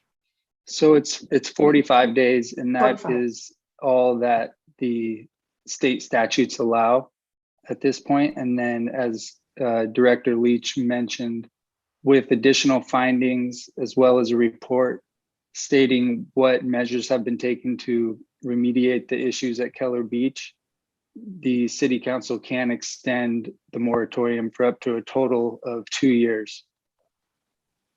I'm sorry, I said that a last question, but I was thinking, so in these 40 days, what will allow us to do? Like, what is the things that the city will do?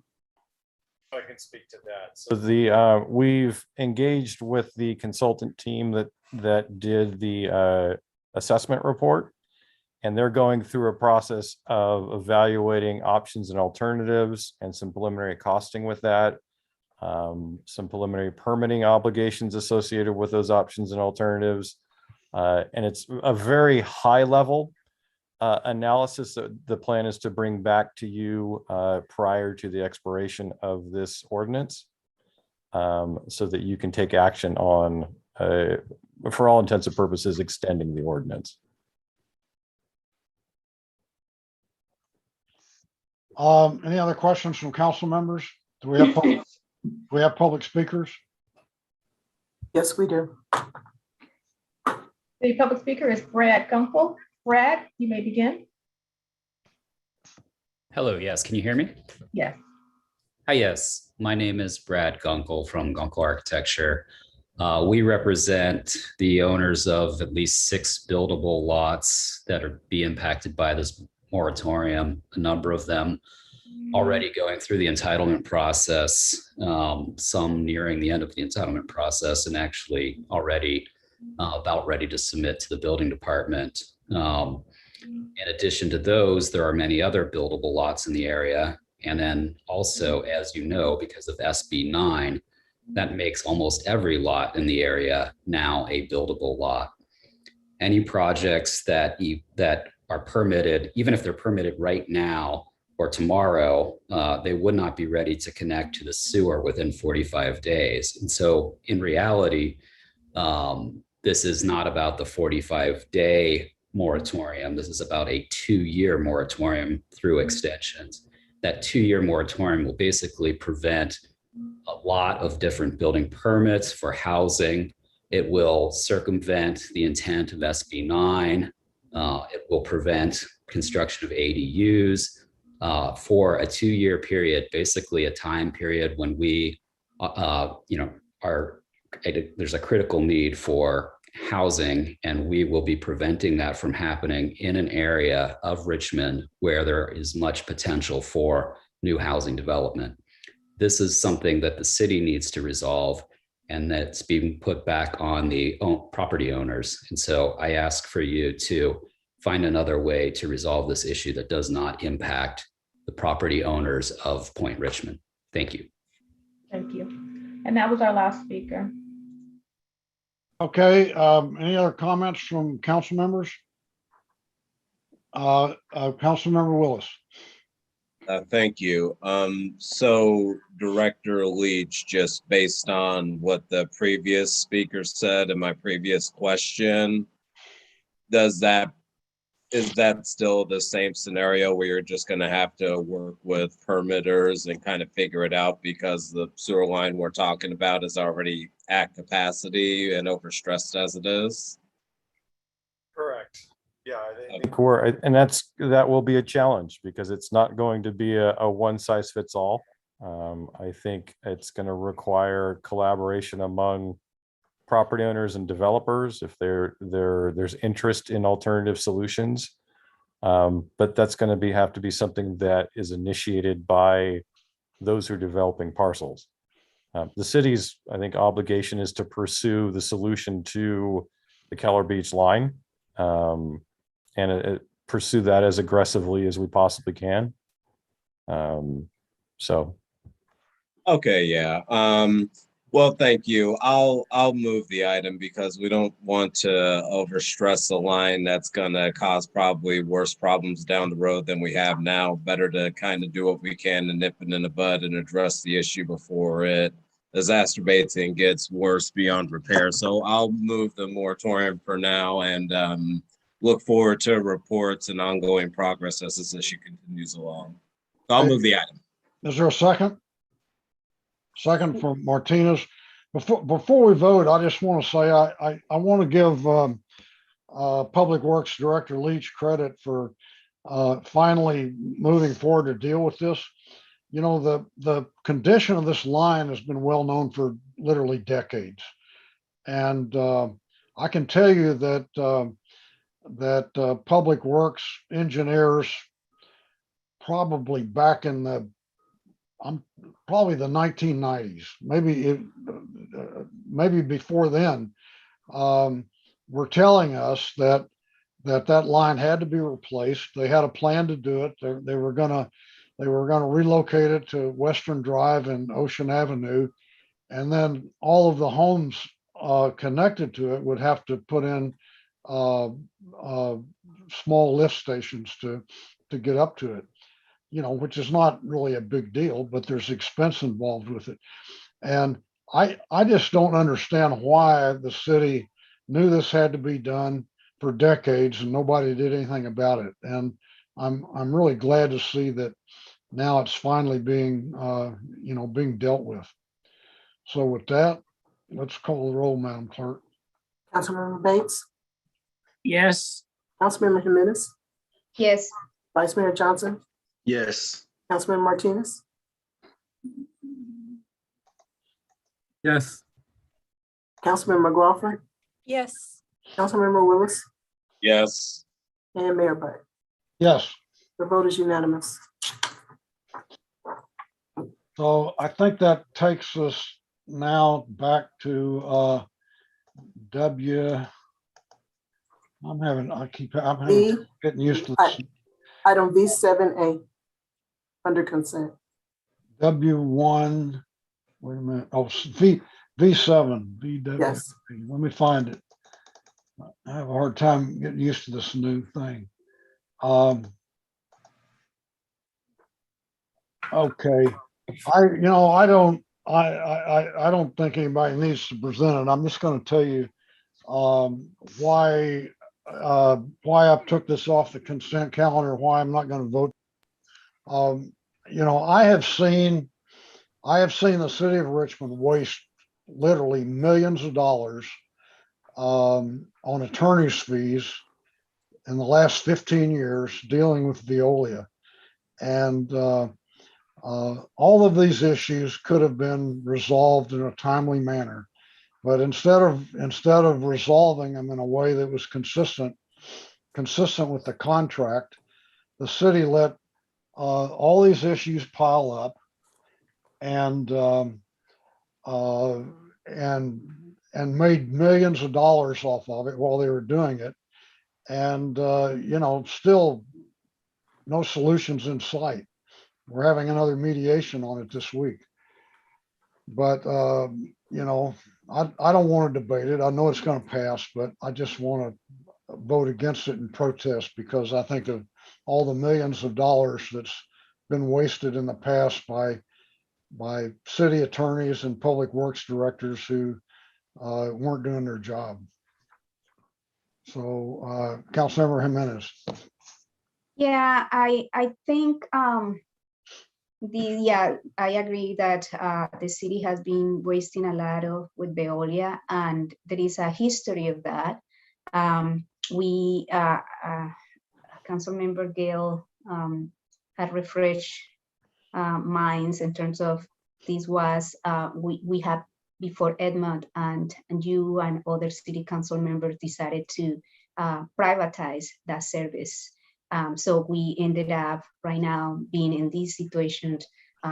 So I agree, and we should be looking at future things where we don't put in private hands services that otherwise can be done by public hands. And this is one example of that.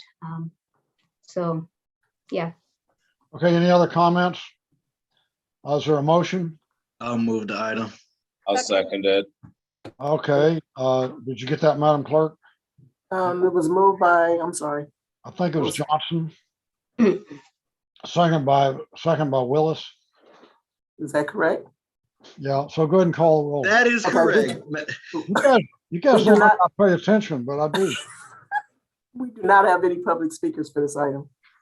Okay, Councilmember Bates, Abstain. Councilmember Jimenez, Yes. Vice Mayor Johnson, Yes. Councilmember Martinez, Yes. Councilmember McLaughlin, Yes. Councilmember Willis, Yes. and Mayor Butt. Yes. No, Motion I'm sorry. What's your vote, Mayor Butt? It was a no, yes. Okay, the motion passes with Councilmember Bates abstaining and Mayor Butt voting no. Okay, I believe that brings us now to item X, right? Yes, the reports of officers, referrals to staff, and general reports, including AB 1, 2, 3, 4 reports. Okay, I have one piece of business I have to go through. You know, over the last year, the city council has authorized 2 ad hoc committees to deal with homelessness. The first one was McLaughlin, Jimenez, and me. And the second, well, I appointed the ad hoc committees. And the second one was Bates, Martinez, and me. And at this point in time, I'm going to drop off both ad hoc committees. So I'm looking for volunteers to flesh them out. So if anybody wants to volunteer right now, just raise your hand and I'll I'll look for new appointments to those ad hoc committees. Do I see any volunteers? I don't see any, so I guess they'll continue to subsist with two. And what?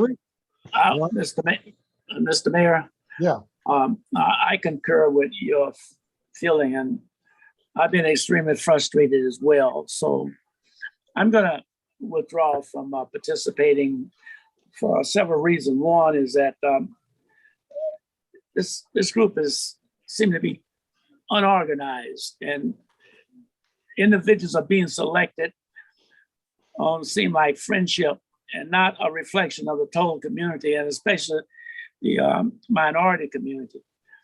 And there's no accountability for funds. There's no plan, and I can't be part of an organization that don't have a structure of how taxpayers' dollars are spent.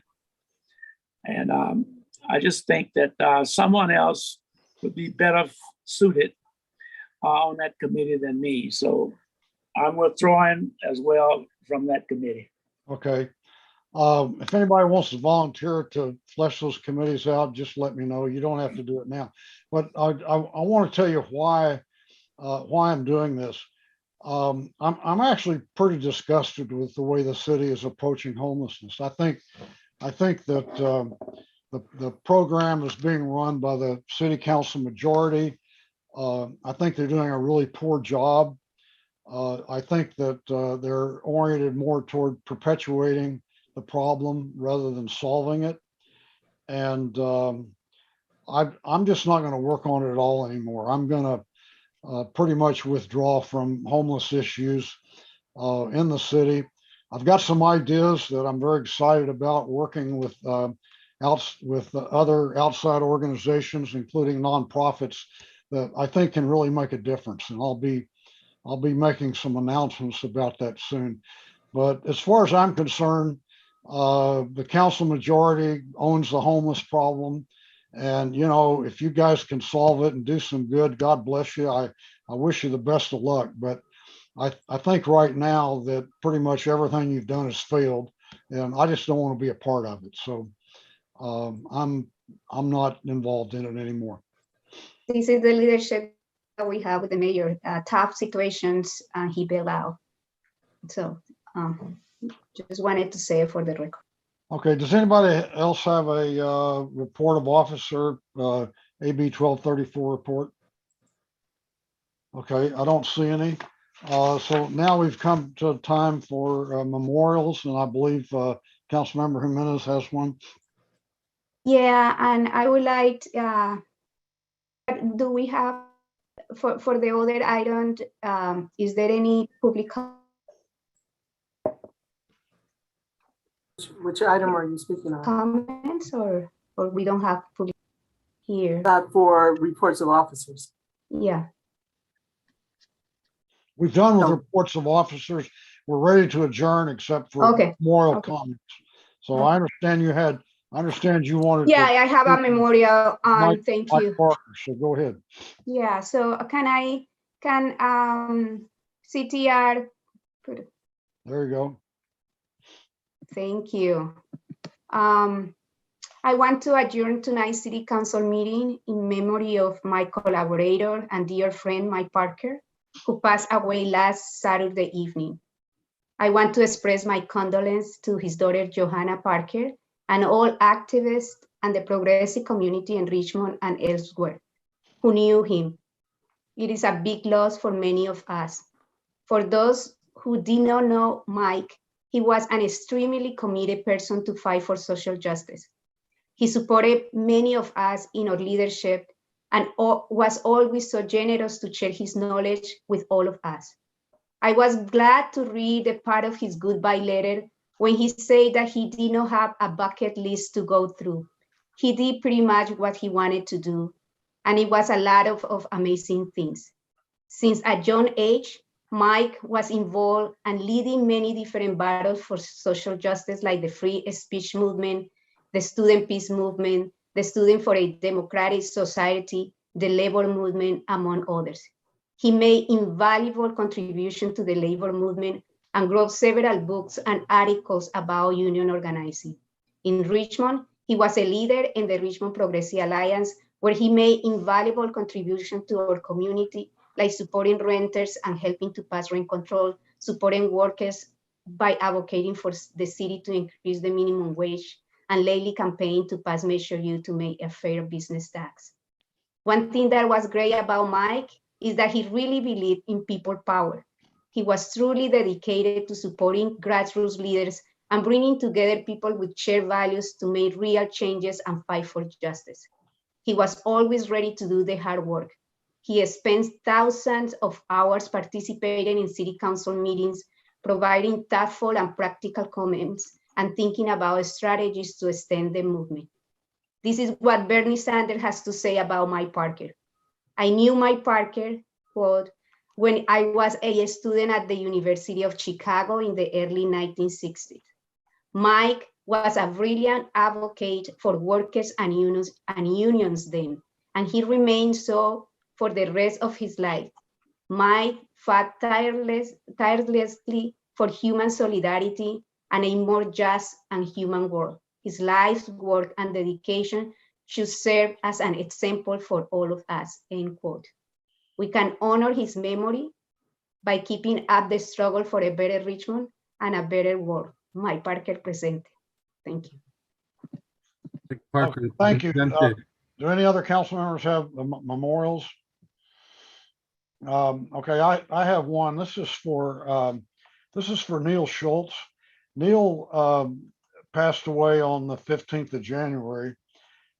He was from the Fairmead Neighborhood Council, and for many years, he was very active in his community and active in looking out for his community and for his neighbors. I